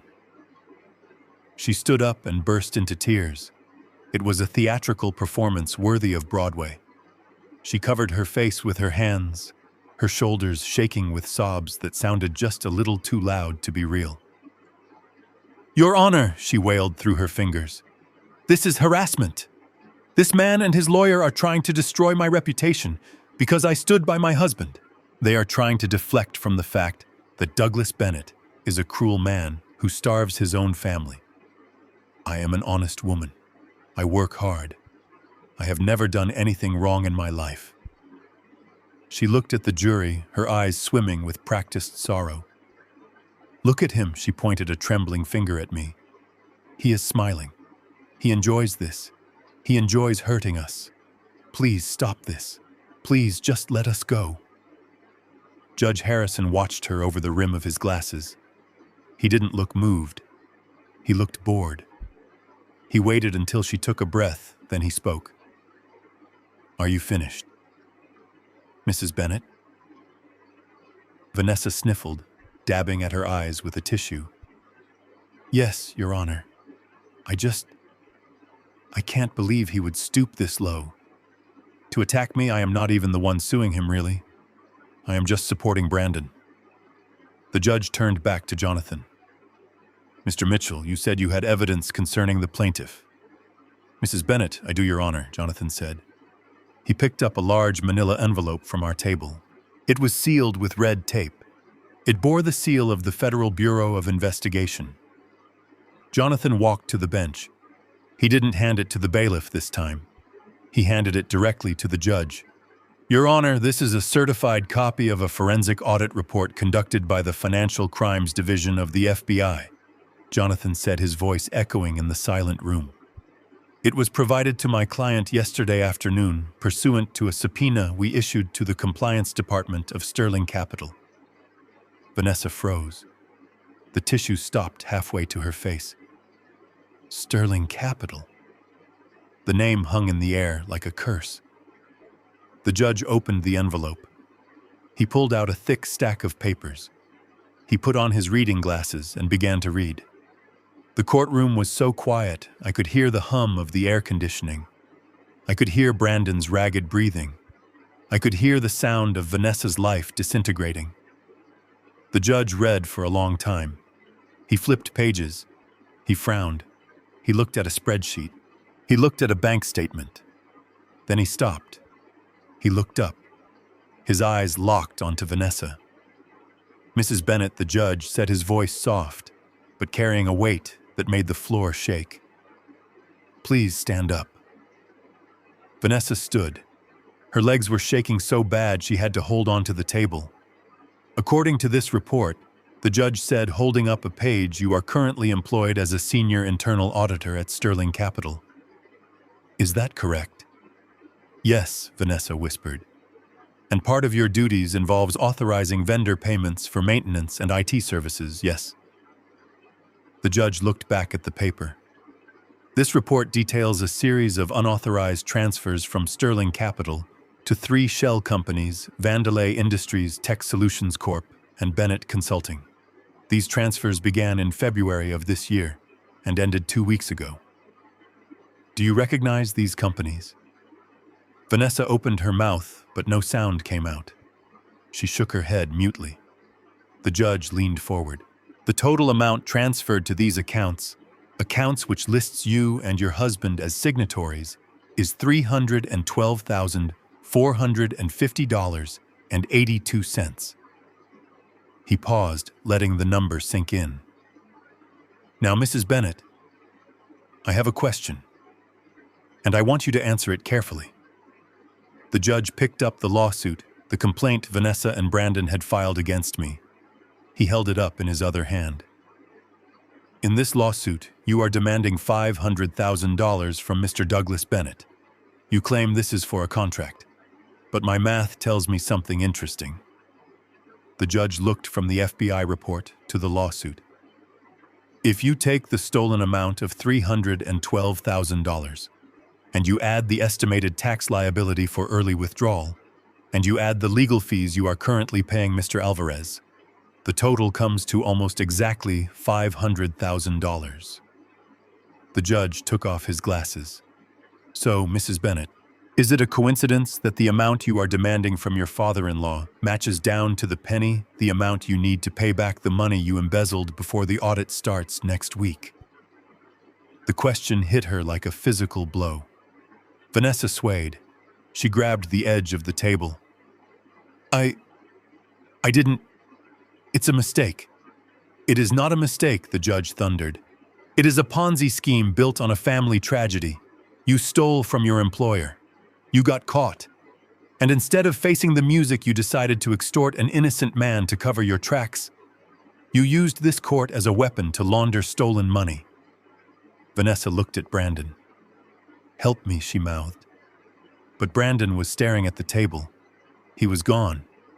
He had checked out. The judge pressed a button on his bench. A red light flashed near the door. The doors at the back of the courtroom burst open. 3 men in dark suits walked in. They moved with the heavy purpose of law enforcement. They weren't bailiffs.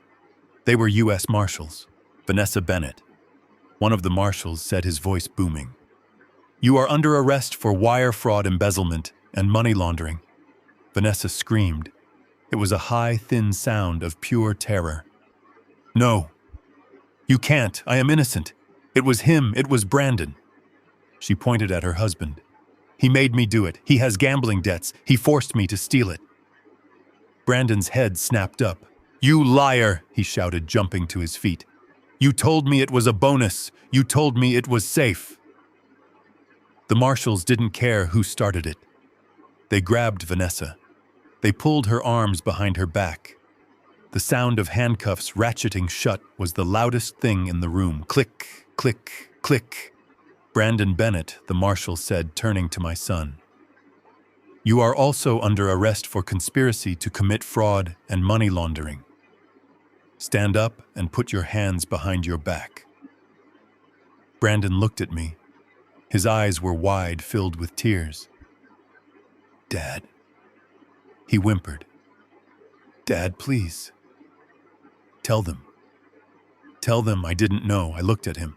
I looked at the man who had sued me, the man who had threatened to frame me, the man who had signed his name to a crime and then tried to sell me out to pay for it. I stood up slowly. I buttoned my jacket. I looked him right in the eye. "You knew, Brandon," I said, my voice steady. "You signed the checks. You spent the money.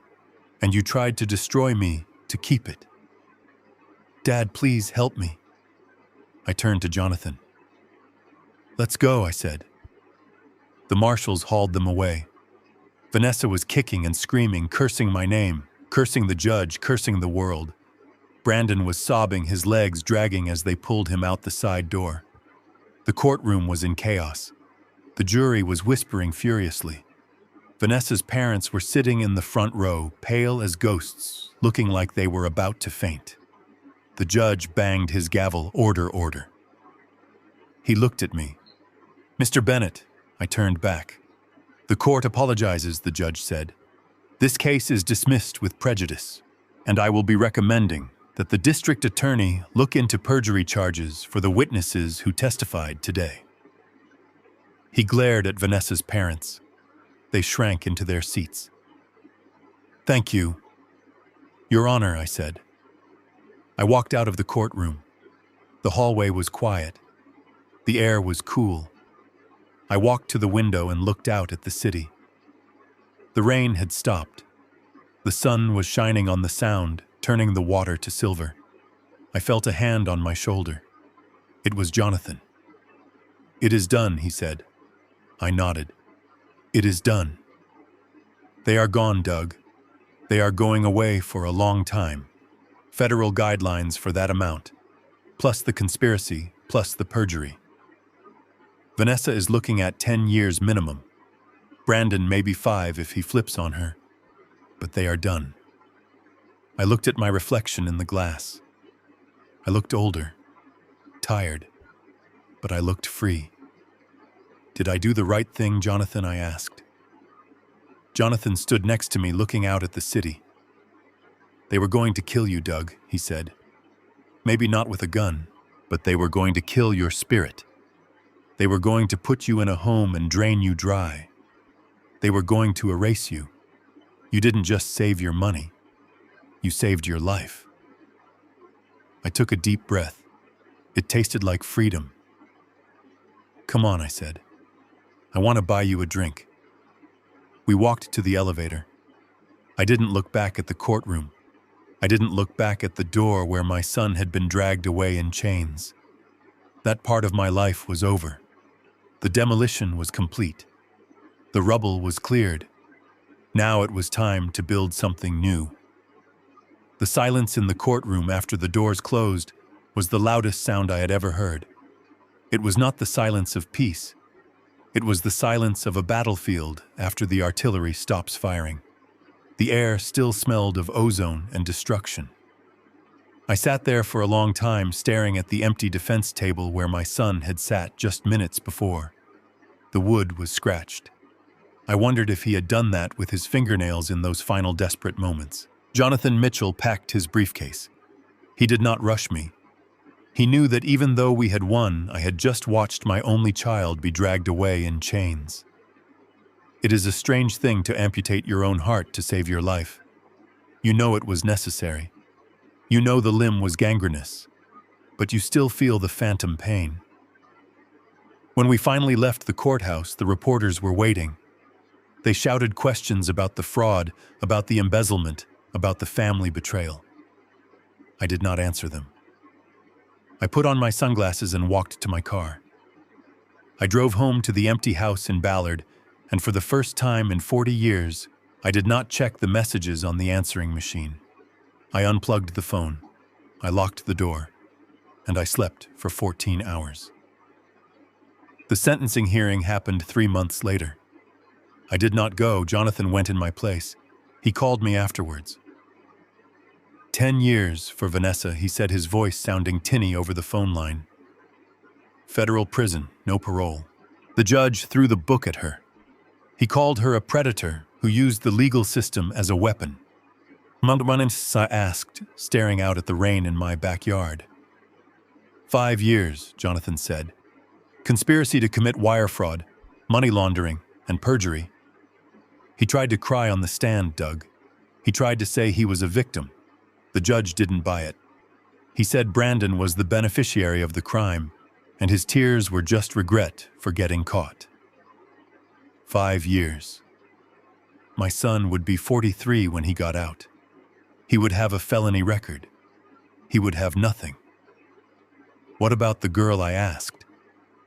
My granddaughter, she is with Vanessa's sister in Portland, Jonathan said. The court deemed Vanessa's parents unfit due to their perjury admission. We set up the trust like you asked. It pays for her school and her clothes directly. No cash to the guardians. She will be taken care of. Good, I said. Thank you, Jonathan. Is there anything else, Doug? Do you want to send a message to Brandon? I looked at the empty hallway of my house. I looked at the spot where he stood when he was 5 years old, showing me a drawing he made. I looked at the spot where he stood 2 weeks ago, screaming that he would destroy me. No, I said. No message. I hung up the phone. I looked around the house. It was a good house. I had built the deck myself. I had reinforced the foundation after the earthquake in 2001. But now it felt like a museum of failures. Every room held a ghost.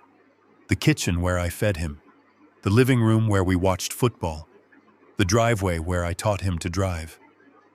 I could not live here anymore. This house was a monument to a life that didn't exist. It was a monument to a father who thought his love was enough. I called a real estate agent the next morning. Not the one who had witnessed the scene at the office, but a new one. I told her I wanted to sell, as is, quick closing. Quick. I didn't care about the price. I just wanted out. The market in Seattle is crazy. The house sold in 3 days to a young couple from California who worked for Amazon. They loved the vintage charm. They didn't know that the walls had absorbed decades of lies. I packed one suitcase. I took my clothes. I took my tools. I took the photo of Mary. I left everything else. The furniture, the books, the dishes. I left Brandon's childhood trophies in a box in the garage. Let the new owners throw them away. I couldn't do it. I got in my car and I drove east. I drove until the rain stopped. I drove until the mountains turned into plains, and the plains turned into swamps, and finally the swamps turned into ocean. Florida is different. The light is different. It is bright and hard, and it leaves no shadows for secrets to hide in. I bought a small condo in a community called Pelican Bay. It is a place for people like me. People who have finished their work. People who have stories they don't tell. I bought a boat. It is a 24-foot center console. Nothing fancy. Just enough to get me out onto the Gulf where the water is blue and the horizon is endless. I named her the Mary D. 6 months passed. The silence in my head finally started to match the silence of the ocean. I made friends. There is a man named Frank who lives 2 doors down. He used to be a cop in Chicago. We don't talk about our families. We talk about fishing. We talk about the tides. We talk about how to fix a carburetor. It is a good friendship. It is honest. I stopped looking over my shoulder. I stopped expecting a sheriff at my door. The knot of anger in my chest began to loosen, replaced by a calm that felt like the surface of the water on a still morning. Then the letter came. It was a Tuesday. I had just come back from the marina. The sun was setting, painting the sky in violent shades of orange and purple. I opened my mailbox. There, amongst the flyers for grocery stores and the electric bill, was a plain white envelope. It had a stamp from a correctional facility in Oregon. The return address was a number. Inmate 89402. I stood there in the warm Florida breeze and felt a chill go through me. It was not fear, not anymore. It was just a cold recognition. The past was trying to knock on the door one last time. I walked into my condo. I poured a glass of white wine. I sat on my balcony overlooking the water. I put the envelope on the table. I stared at it. I knew what was inside. I didn't need to open it to know. But curiosity is a stubborn thing. I slit the envelope open. There was a single sheet of lined yellow paper written in pencil. The handwriting was familiar scrawling and rushed. Dear Dad, I hope you are happy. I hope you are enjoying your money while I rot in here. It is hell, Dad. You have no idea. The food is garbage. The guards are animals. I am scared every single day. I need money. I need money for the commissary. I need shampoo. I need stamps. I need to pay for protection because people know I came from money and they think I am rich. Vanessa filed for divorce. Can you believe that? She blamed me for everything. She is testifying against me in another case to get her sentence reduced. She is a snake, Dad. You were right about her. I'm sorry. Okay, is that what you want to hear? I'm sorry. I tried to take the house. I am sorry about the lawsuit. I was desperate. She made me do it. Please, Dad, just send me $500 a month. That is all I ask. It is nothing to you. You have millions. Don't let your son live like an animal. I am still your son. Love, Brandon. I read the letter twice. He was sorry. He was sorry because he was in prison. He was sorry because his wife turned on him. He was sorry because he needed shampoo. He wasn't sorry he tried to destroy me. He wasn't sorry he lied to a judge. He wasn't sorry he dishonored his mother's memory. He was still the same Brandon, blaming everyone else. Vanessa made him do it. The guards were animals. I was enjoying my money while he rotted. Even in his apology, there was an accusation. Even in his begging, there was entitlement. I am still your son. I looked out at the ocean. The sun had dipped below the horizon, leaving a bruise of dark blue light on the water. Was he my son? Biologically, yes. But a son is more than DNA. A son is a legacy. A son is the person you raise to be better than you. A son is someone who respects the name you give him. Brandon had tried to sell my name for a down payment on a house he couldn't afford. He had tried to put me in a nursing home to silence me. He had looked me in the eye and threatened to frame me for assault. That wasn't a son. That was a stranger who shared my face. I took a sip of wine. It was crisp and cold. I thought about sending him the money. $500 was nothing to me. It was pocket change. It would make his life easier. It would be the fatherly thing to do. But then I remembered the check I wrote in Alvarez's office. The check he was ready to snatch from my hand, even though he knew it was a lie.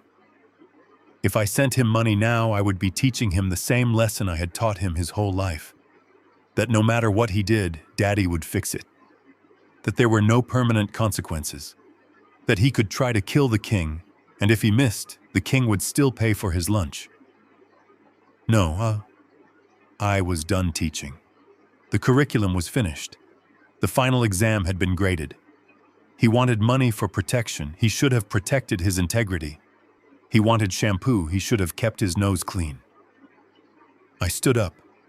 I walked to the railing of the balcony. The tide was going out, pulling the water away from the shore, cleaning the sand. I took the letter in both hands. The yellow paper felt flimsy. I didn't tear it angrily. I didn't bunch it up in a fist. I tore it slowly, methodically, once down the middle, then again, until the words were just fragments of graphite on yellow confetti. I held my hands over the railing. I opened my fingers. The wind caught the pieces. They fluttered down like dead leaves, spiraling into the dark water below. I watched them hit the surface. They floated for a second, and then the current took them. They drifted away into the dark, swallowed by the Gulf of Mexico. I didn't feel guilty. I didn't feel sad. I felt light. I went back inside and sat down. I picked up my phone. I blocked the number for the correctional facility. Then I poured another glass of wine. I am Douglas Bennett. I am 69 years old. I have no wife. I have no son. I have a boat named after the woman I loved. I have a bank account that is secure. And I have the silence. The beautiful, expensive silence of a man who owes nothing to anyone. I took a drink. It tasted like victory. And tomorrow I was going fishing. We often confuse parental love with endless sacrifice, believing we must give until we are empty to prove our devotion. But I learned the hard way that shielding a child from every consequence doesn't help them. It only teaches them to hold the knife that eventually stabs you. My son didn't need my money. He needed the accountability I denied him by always fixing his mistakes. True peace isn't found in a bank account, but in the courage to cut toxic ties even when they share your blood. Sometimes the only way to save yourself is to let others face the ruin they created. If you believe that dignity is worth more than any relationship built on greed, hit that like button and subscribe to the channel for more stories of justice served.